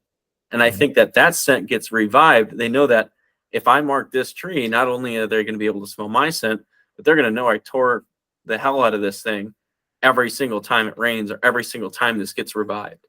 And so, go ahead, Rick. I was going to say, well, think about, how this works when you're looking at a rut hunt or something along those lines too. It, like, everything in the woods is dead. Like, there's nothing alive in the woods. Yeah. Vegetation wise, all your leaves have fallen, so that means you're not giving off scent there. So I mean, if you go with the norepinephrine route, like it's going to be the only living smell in that. I mean, vegetation wise, in that area outside of acorns or something along those lines that might still be falling, but it's going to give off a more pungent hormonal smell than anything else will in the woods at that point. And we can literally smell it. I mean, Yeah. we can smell it for days. How many times do you see something get wet and start to rot, or like it starts to get mildew in it? It's like the last thing you want to do if you want to eliminate scent is get something wet.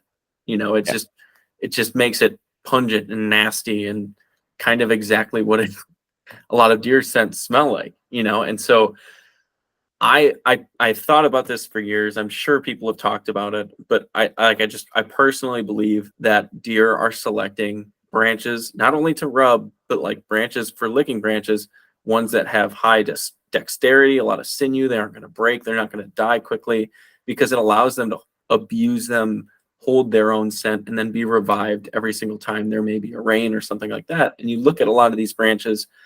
Look at the tree that we see a lot of rubs on, like cedars, right? There's not often scrapes on cedars because the branches just snap off, right? And so there's not opportunity for that norepinephrine to be transmitted between what was snapped as a licking branch and back to the actual tree that's fueling it and stuff. So like oftentimes we see this, and how many times do you see a scrape that does have those twisted up branches, but they're just hanging on by bark at this point, and they go dead the next year? I've seen that happen so many times. In one of my scout videos last year, actually the scout video that about 5 minutes into it is preceding the buck I ended up killing, where I scout that spot, closing in on the kingpin on my channel. I come across a scrape that is exactly what you're describing, Josh. Two or three branches, far bigger than my thumb, that are just snapped and hanging. And I'm like, hell yeah, like this is going to be killer. They're snapped, hanging, and dead. And that scrape the next year barely had any mature buck visits and was not even a quarter as big as it was the year before. So I think that part of the reason that certain trees that we have listed and will list here are chosen is because they can take some abuse, they give off that scent pungently, and they get revitalized very well when it comes to a rain. So not only does that deer know that I'm not going to have to revisit this every week to reestablish my orbital scent, but the sign I leave here will be, okay, I'm dominant in this area. Every doe that visits this knows I'm around for many, many weeks to come, potentially. It is very interesting because we don't see a lot of cedars in our states that are scraped, used as licking branches, basically, we'll say. Mhm. But that's nearly all I found in Missouri. That and balsa wood trees like that. Couldn't buy a beech tree scrape to save my life. That's It was really weird. Yeah, that goes back to what I was saying earlier. I think it is location dependent, deer density, or maybe the population dependent, what they're used to. That's where your scouting comes in. Mhm. As far as like identifying a very typical tree, I think it is specific to the area. There are trees like we listed, like the beech tree, for example, that almost seems to be universal, but it's not always. Mhm. Right. But even those trees that you listed, so sorry, Jacob, what were you going to say? Oh, you're good. I was just going to give another example. Like, and yeah, I've seen scrapes on cedars. I've seen plenty. Actually, I see like often in the bottoms in the hill country I was on, oak saplings really, really popular for scrapes. Maple sometimes too, and a lot of these islands are in the marshes here are mostly oak and maple, and I see plenty of stuff happening on maple trees too. But when you mix in a buckthorn thicket, I don't know if it's the frequency of use of a buckthorn thicket, the density of travel, its proximity to bedding typically is closer, but I've seen them scrape more on buckthorn than either an oak or sometimes an oak or a beech or a maple. And I feel like, I mean, if you've ever snapped buckthorn, it is freaking pungent. It's not, and they're strong. Like they're difficult to. You It's can't not just that like. stuff that smells like cat piss, is it? I don't know if I'd quite describe it like that. No, that's methamphetamine, Chris. Yeah, right.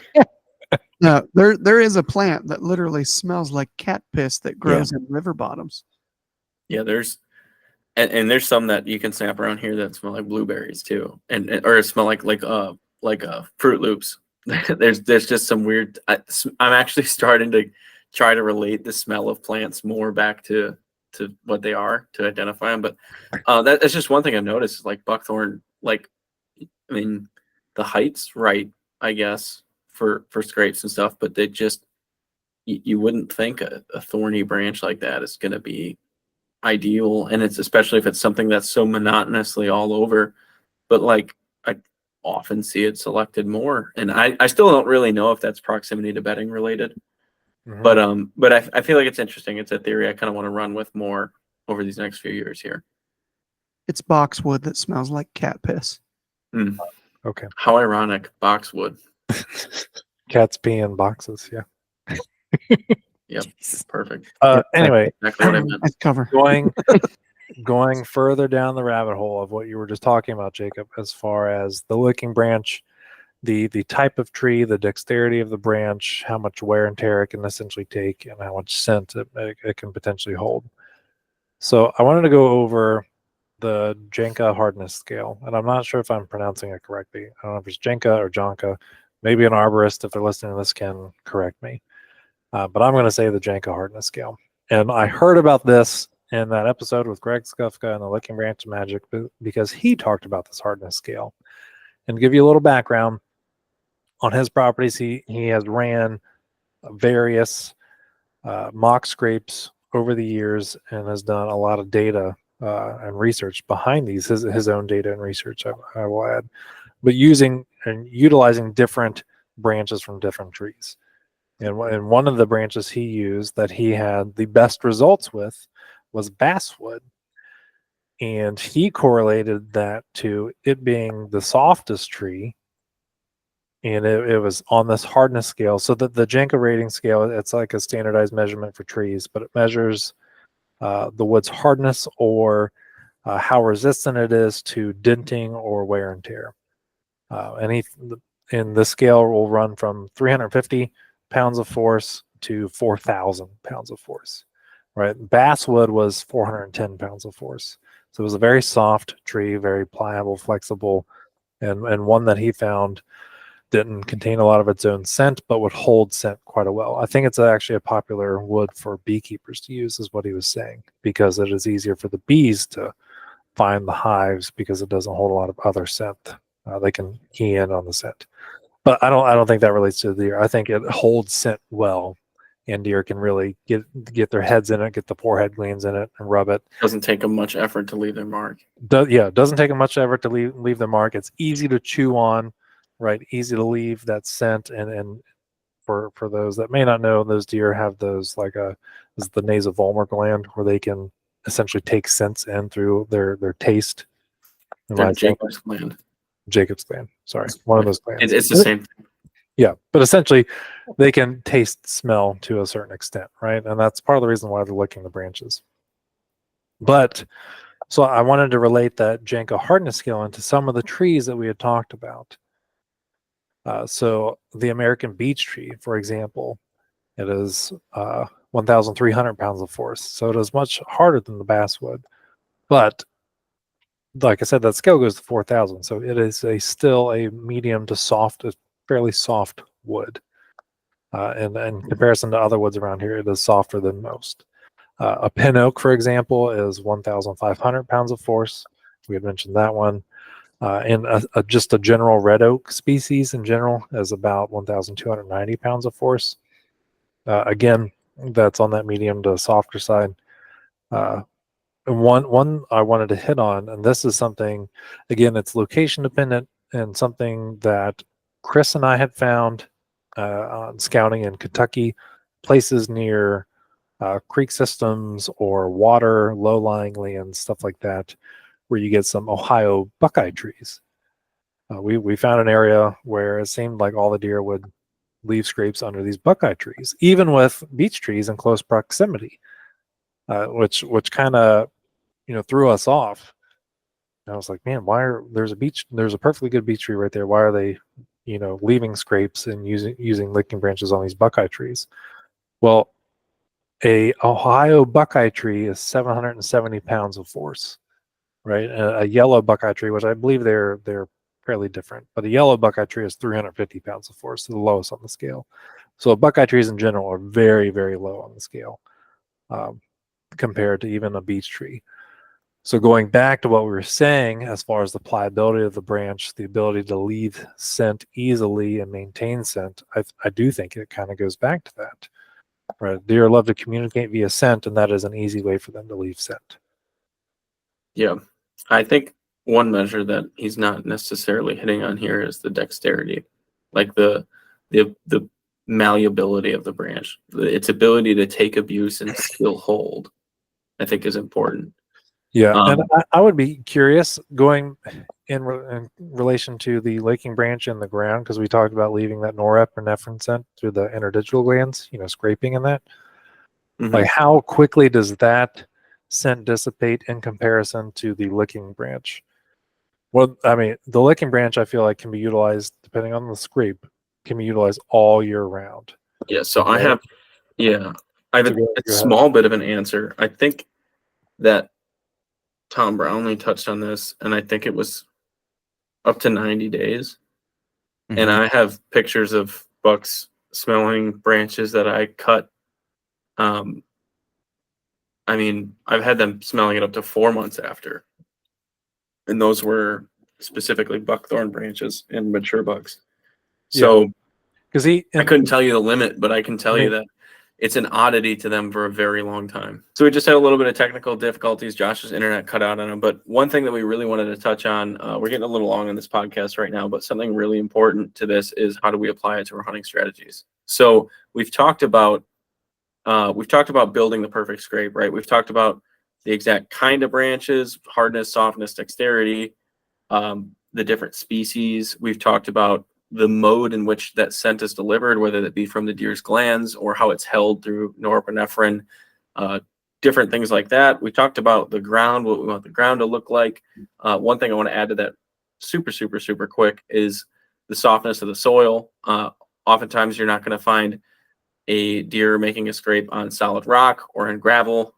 You're probably going to find them in softer soil. I found them really well in relation to like rotted wood, where rotted wood is essentially just beating up the soil over time. And the second that's kicked away, you got really soft ground underneath, easy to recess in.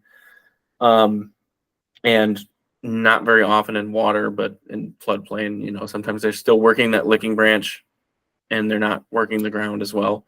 Especially in the off season, they're often working the licking branch, but still not working the ground. So when you're scouting, look for licking branches more than you're looking for scrapes on the ground. But I really think it's important that we delve into, we talked about location, but how we use these in our hunting strategies in each case. So the most difficult one is going to be survey scrapes. But I started with an example where I described what essentially is a buck on a doe in heat and how those scrapes are made. So I'm gonna continue with that, and then we can get into easier examples to break down, like in close proximity to bedding, how and when we're going to target those, and then survey locations, hub scrapes, and travel scrapes, where it's maybe mid-route. But for my example, the characteristics I describe a scrape line that is made on a buck or several bucks on a doe in heat is they're very linear. They're occurring almost in a straight line, but they're occurring over a long distance. They look like the buck just stopped to very quickly make a scrape and then moved 40 yards further, 100 yards further, whatever, and made another one. It's usually because he's part of a chase with multiple bucks. And he's just trying to, the doe got tired, the doe settled down for a second. And he's like, all right, let's be aggressive. Let's kick other bucks out. And all of a sudden she takes off again. And then he starts making that scrape again. So it's often like those very triangular scrapes you see, and it's one after the other, not a whole lot of action on a licking branch a lot of times. And it's usually what I found is in a wide open oak top, but it's usually not in relation to bedding unless it's the beginning or end of that line. So those are scrapes that I do not like to target for hunting at all, because those are usually like, he was there last night, he's not going to be there again. Now, maybe if it's paralleling doe bedding, like the entire length of it is paralleling doe bedding, it might be a great route for a buck to be cruising up and down when the wind is blowing out of that doe bedding and he's on the downwind side with that scrape line. But those lines are usually a little bit more defined, a little bit more wide open, have more licking branch action, because a buck can take his time. He's in an area that he doesn't want to disturb the doe in that doe bedding, but he wants to get be right on top of her when she gets out of that doe bedding. So for me, if you're seeing scrapes that look like from the night before and they're in a wide open hardwoods and you can't really relate them to doe bedding, and there's a clear direction of travel with one buck working it and one set of tracks in each of them, then I'm probably not necessarily targeting that unless I believe that buck is right on the edge of doe bedding that whole time, because then I can see him coming back for that doe. But other than that, that's usually a scrape line of a buck that is taking part in a chase with multiple other bucks, usually on the first doe in heat. So that's a long explanation. I don't know if you guys have anything to add to that at all. No. But let's, and that's more of a cautionary tale. I've seen that a few times. So I'm pretty certain of it. But again, take it with a grain of salt, guys. That's in my area of Wisconsin, ag on top, and particularly really early during the rut. So I would advise everyone to qualify the situation they're in and make sure it's the same or it relates.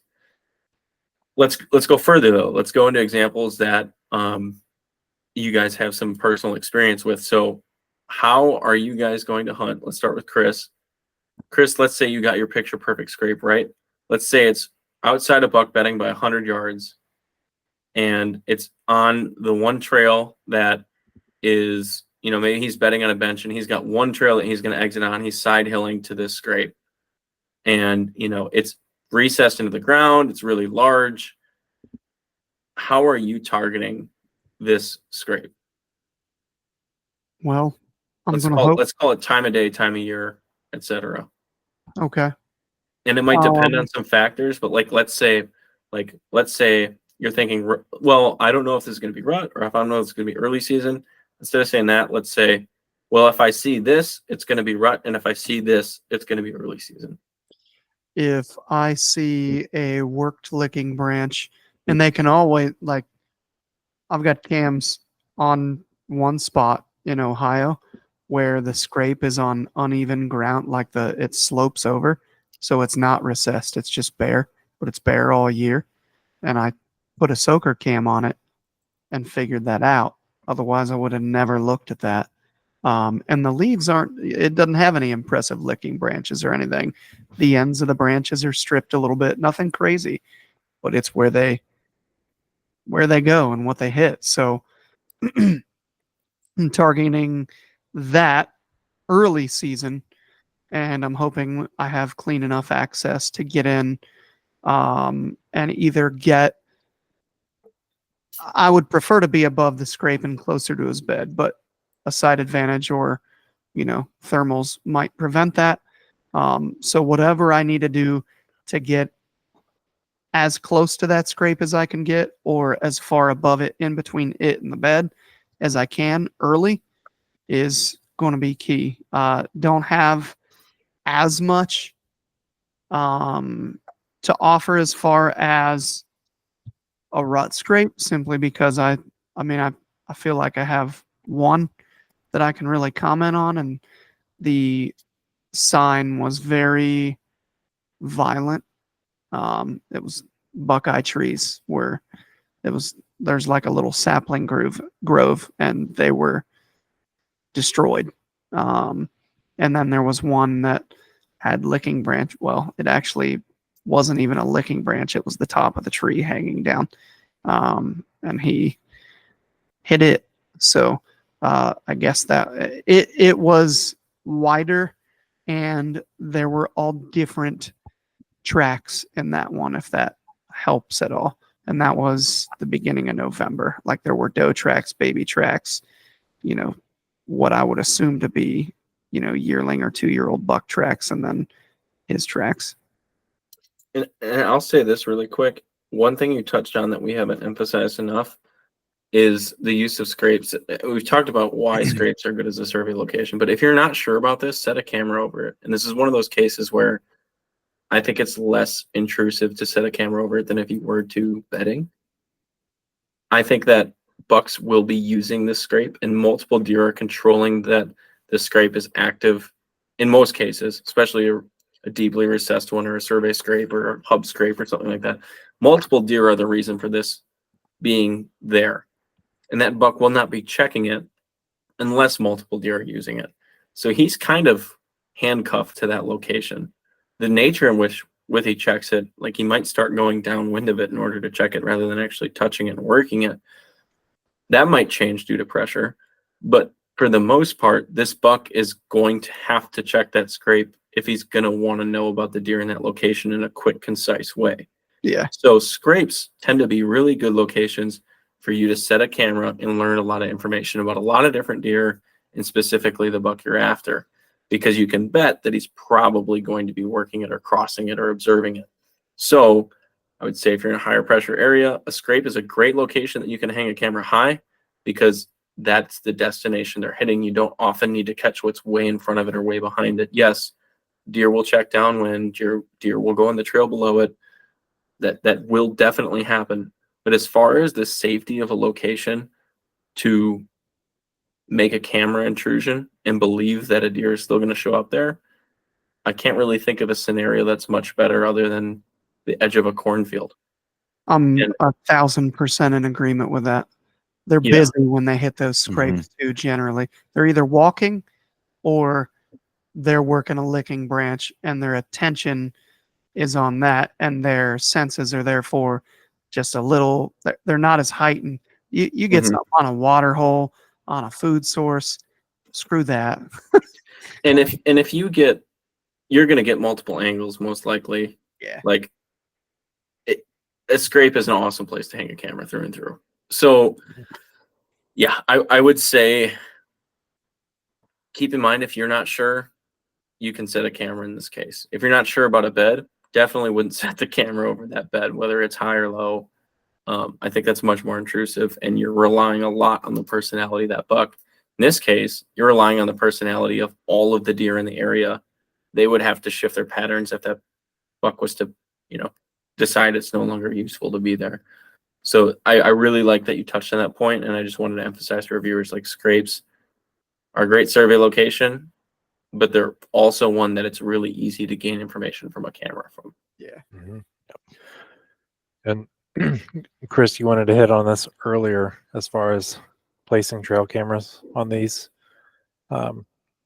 Even though, like, when they're up in the licking branch, they're not like paying too much attention around them. I mean, their attention is focused on that licking branch primarily. I will still be cautious when I place the camera. I might put it perpendicular to their route of travel, Yes. so they're not directly facing the camera. I still tend to put them a little bit higher. I've heard of people also putting them lower, which could also work, right? Because a lot of times they'll turn their head up and get their head in the branch. So that is a strategy. But I still like to put them high just to try and keep them out of people's reach. But I will put it like perpendicular to route of travel, or if I have a good idea where a buck might be coming from, I will also put it to where he passes it, and I get the back of his rack, right? He's going away from the camera essentially. Yeah. That is what I try and do, just to reduce any risk of them noticing the camera, primarily. And it's really easy to get caught up in like having these Hollywood shots on our trail cameras. We all love them and we all want them, but that's not reality. If you want to kill the deer, you don't want him to understand in any way that he's being pressured. And that's a phenomenal way to not hide the damn camera and just know that he's in the area, walking by the scrape, hitting the scrape, however that looks. Hide that camera from people and him, and your odds, it's always about mature bucks and odds. Your odds go up. And a lot of times you don't have the option to do that. Like if you're on a trail and you need to be seeing, maybe it's 3 trails intersecting and you got to see what's behind or in front of that, and you need that depth of field. It's very different. But I would say you're focusing on one focal point, one location. It's okay to have the camera on that one location and not much else. Took the And word down that my deer's, mouth. yeah, that deer's going to be turning its rack. It's going to be moving around. Who cares if it's, an above angle and you can't quite tell it's a really big buck? You're going to get enough information to know whether it's a shooter or the specific buck you're after, generally at a scrape. And you're going to learn some more about the behavior of the deer. Like, is he actually cruising downwind of this more often? Is he spending very little time at the scrape? Is he working in daylight, nighttime?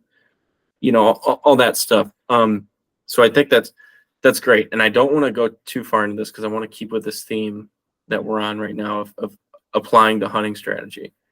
So Chris, I really like the way that you answered that specifically with these scrapes. Is there anything that you guys want to add as far as like how you're using them to hunt?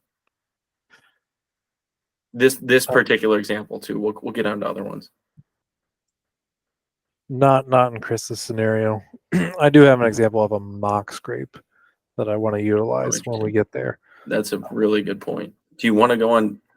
Let's talk about travel, and we'll associate thermal hubs to it. I can't remember if there was the other example that we thought of. I'll just say a survey scrape is exactly what it sounds. It's gaining information about multiple deer over a long period of time of the year, through and through. Josh, for a hub scrape, what how are you using a hub scrape or a scrape related to travel? Let's say, all right, so for a travel scrape along a deer's trail to and from whatever, right? Long distances between two different objects. How are you utilizing that in a hunting strategy? Or how are you not utilizing that, maybe? And how is a thermal hub an example of a travel scrape?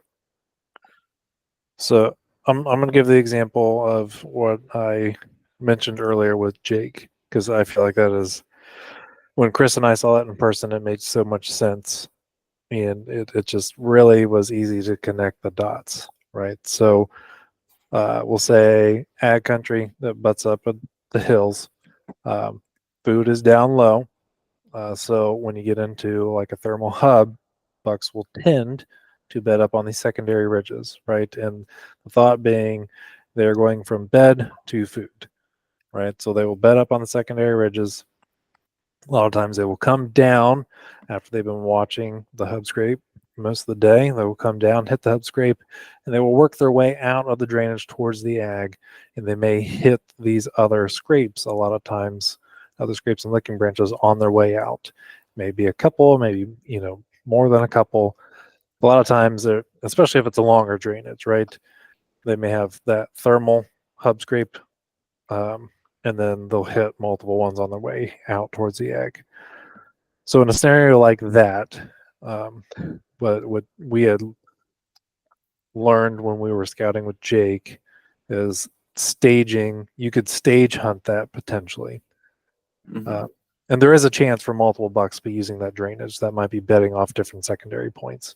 But you could set up and utilize cameras along those different scrapes, and you could essentially stage hunt it, right? You could go and check the first one. Is there any bucks here that I want to target in daylight? No. Okay, let's move to the next camera. And let's say it's one of those travel scrapes. Check it. Okay, no, there's not a buck here in daylight yet, but he's getting closer. So let's move to the next travel scrape, right? And then boom, let's say you get to a travel scrape. They're in daylight, plenty of time to shoot, and it's still, away from that hub scrape. Well, I would hunt there, right? Because there's no need for me to keep going down the drainage towards that hub scrape, because there is a higher risk of bumping that buck the closer I get to it, because I am getting closer to his bed. And there is a higher odds, if you don't play it exactly right, of, your wind swirling and stuff like that. So that is a scenario where I may hunt that scrape traveling between bedding and food. Gotcha.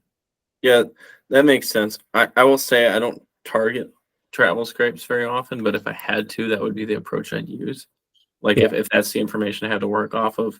And I like your progressional idea, especially if you're refining an area and you know that every time you progress that next scrape, it's still getting worked, i.e. you haven't bumped off that deer yet because you're not intruding upon that core area.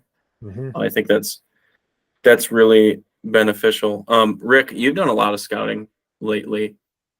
What percentage of scrapes that you see would you identify as more sporadic versus, we'll call it strategic? Like Chris, we've talked about a deeply recessed scrape with very vivid year after year use.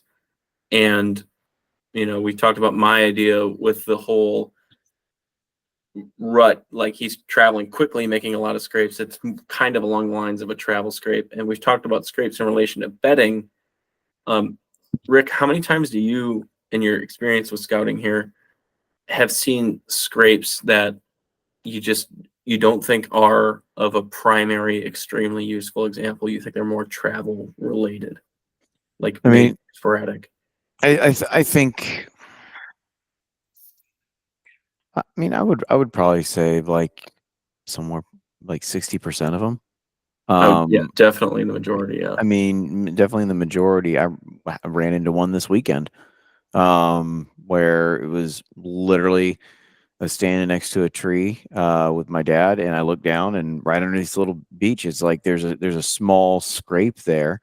It's going to and from, bedding to food, but I don't feel like it's a consequential scrape. I think it was just kind of like one of those ones. It was in a really odd spot. It was like, actually, like if you look where the hill was, it was wasn't on the bench. It was like on the knuckle of the hill. And it was like they were going up through it, and it was just like, oh, here's a licking branch. Let's lick that and scrape here, and then just keep walking. And then like there was no food around there for a while. Like it was, I want to say probably 200 yards, 250 yards from bedding or something along those lines. But definitely in the majority, I would say they're more sporadic. At least what I've seen as of late. Now, does that change in October? Yeah. Does that change in November? Yeah. And certainly for our Southern listeners, obviously that's going to change for you guys too. But, it really just depends on, what's using it too. Like that scrape there, I'm almost bet if I put a camera on it, I bet dollars to donuts that it's all does using it. I don't think a single buck was using that thing at all. But information wise, if that's happening now, and I go back in a month and it's got the same amount of activity in it, well, that gives me more information for October going into November. Like there's an idea there that might just be simply a spot where it would be a good place to look for the rut versus early season, or I guess mid season, or whatever we want to call October at this point. Yeah, I like that you showed specific ways to use that too. That's really important to give like actionable items or protocols for how we're actually going to implement this in a hunting strategy, even if it's not directly useful. I mean, we started the podcast saying that you can gain use out of every scrape. Same way that deer gaining information from it, we can gain information from it too. And sometimes the information that this is a place maybe not to kill one in daylight, or this is a place that I can use strategically to just learn more, is more useful than believing off the get-go that this is where I'm going to kill him. And I think you emphasizing that the majority of scrapes, 60%, you said, and it might even be more than that, it might be less, but at least half of scrapes aren't going to be like maybe an area that you're certainly just going to set up and kill. I think that's going to help our viewers, because you need to have an inquisitive mind when you encounter these things. And it definitely depends on terrain and things like that too. But, I mean, it does depend on terrain, and a spot can look real good. It doesn't mean there's going to be a damn deer there. Oh, yeah. It could be the best looking spot in the world, and you can have all the sign in the world, or you can have big sign or whatever. But big sign's a relative term. Like if you are used to smaller deer, or just not real big deer density, you come to Ohio or some of the states up north, and like, oh my God, there's like this must be the biggest deer I've ever seen in my life. And really, it's just a bunch of 2-year-old bucks or a bunch of does coming through an area. So it's very important just to make sure that you are. I mean, I don't want to shit on anyone's parade here, but like you just have to take into account on what you're seeing and be realistic about it too. Like not everything you see is going to be it. Like, and I think that goes along with the concept of just blindly believing what you hear on podcasts. As much as we're a podcast trying to help you guys right now, I said it already. We've mentioned it over and over and over again. These are the things that work for us in our situations and our limited experience. Like, obviously we have extensive experience, maybe each of us, but amongst each of us, we have even more.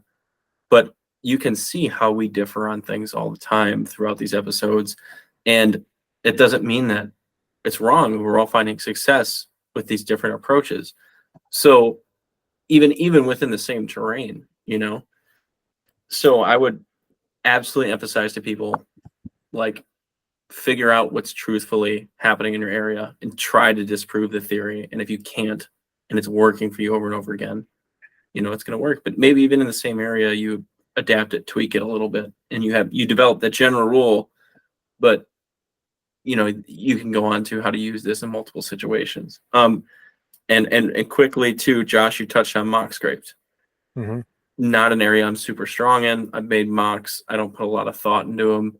I put a lot of thought into them as far as location and stuff like that, but I'm not out there with my bottle of scent and you know, I'm using sticks and stuff like that, and I make it look just like another scrape. But I'm not like over here transplanting branches, and I'm kind of a strong advocate against that for the reason of norepinephrine, and the branch is now dead. But you know, guys have had it work and all that stuff. So I'm not going to touch on it a lot. But Josh, with your approach to mock scrapes,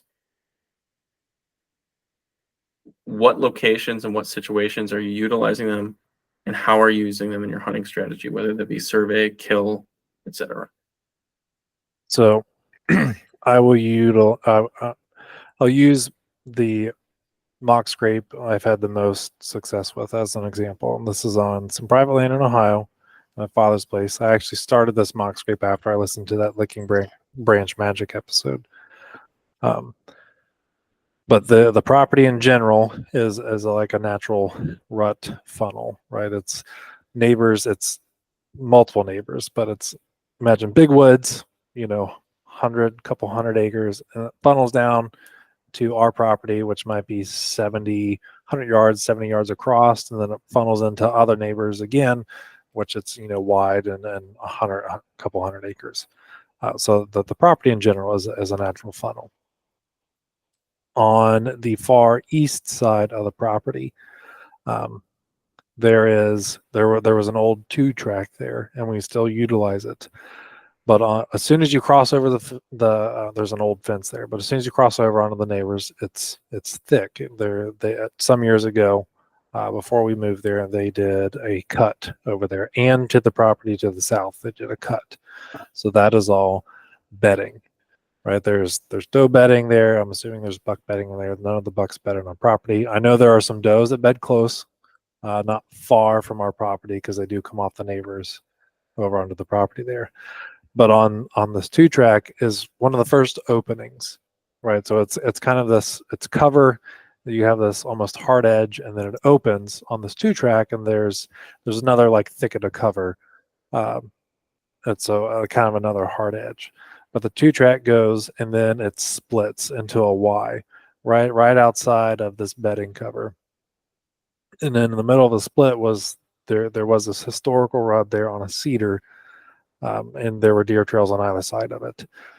So what I did is I made a mock scrape there. On that 2-track trail, there would occasionally, at least the first year or two we were there would be some scrapes that would pop up on it, more so like a scrape line. But some of them, if we had a hard raid, some of them would be underwater. So right at that Y, I decided to make a mock scrape. So the location was right outside of some doe bedding, on this transition from security cover or a hard edge to open, and then went right back to almost a hard edge. But a couple trails came together there as well. So on the cedar, what I did was I actually, and in this area I mentioned earlier, pin oaks tend to be the primary scrape tree there in this area. And so near the house, there's a small little field. It's like 1/3 of an acre. Now we have like a little food plot there. But there were the pin oaks there would get utilized often for scrapes. So I actually cut some of those pin oak branches off that had been utilized in the past as licking branches during, you know, the pre-rut time frame, more so late October, so pre-rut frame. So I cut some branches off about 5 foot in length, so that way they would stick out from the cedar. I took them to the cedar, zip tied them. And this is information I took from that podcast with Greg Scuffcup. I zip tied them to the cedar and had them about chest height. He recommends 5 foot 6 inches. I wasn't quite as meticulous as that. It's somewhere around 5 foot. But I'm 6 foot, and for me, it's around sternum, top of sternum height is what they'll come down to. You attach them at what they come down to. Okay. Yeah. And what I also did is I flipped the branch over, so all the leaves are hanging down. Yeah. And I did this late in September, so I'll do it again this year. Well, by the time this comes out, I've already done it, but towards the end of September. So that way the leaves are still on it. On those pin oaks, the leaves tend to stay on a while. Same with beech trees. And I actually might put a beech tree limb on it this year. But I think that's part of the reason why the deer like it is because they can rub their face in those leaves and the branches and stuff, and it leaves more scent. So how often did this get worked throughout the year? So I put a couple branches on the tree, zip tied it, and the first year I utilized it, it started getting, like I said, I didn't do it until September, but it started getting use into September, all the way through probably that first week in November, fairly often. And it wasn't just by bucks, it was initially does and fawns. And then once we got into October, once bucks started to travel, because like I said, the location was more outside of doe bedding. But once bucks started to travel more, I would get bucks in October using it at night. And then that last week of October, a lot more in daylight, in that area. And then not so much once you got into the main rut time frame here, which is like that second week in November. I would get some utilization into December, not much. But then I would get it used in the spring still, the little licking branch that is, by different age class deer. So the majority of the year, but it does, based on the location, like I said, it's more of a rut funnel area. So once we get into October is when it starts getting used hot and heavy. So How do on you use that the zero location, hunt strategy? so I wanted to hit on one thing that I find important there that Greg Skufka mentioned. He likes to utilize multiple licking branches on his mock scrapes. On this tree, I started over the years, I started adding more and more branches to it. And then what I think that does is if you have them spread out far enough, you can get multiple deer utilizing it. For any private land people that might utilize corn piles, right? If you throw the corn out in a wide circle, right? So more deer can utilize it and not pushing each other off. Same thing with this licking branch, right? If you have more branches spread out, more deer, especially bucks, might feel, they might be more apt to use it and use different licking branches, leaving more scent profiles or more opportunities for scent to be on the branches. So I just wanted to throw that thought out there for people.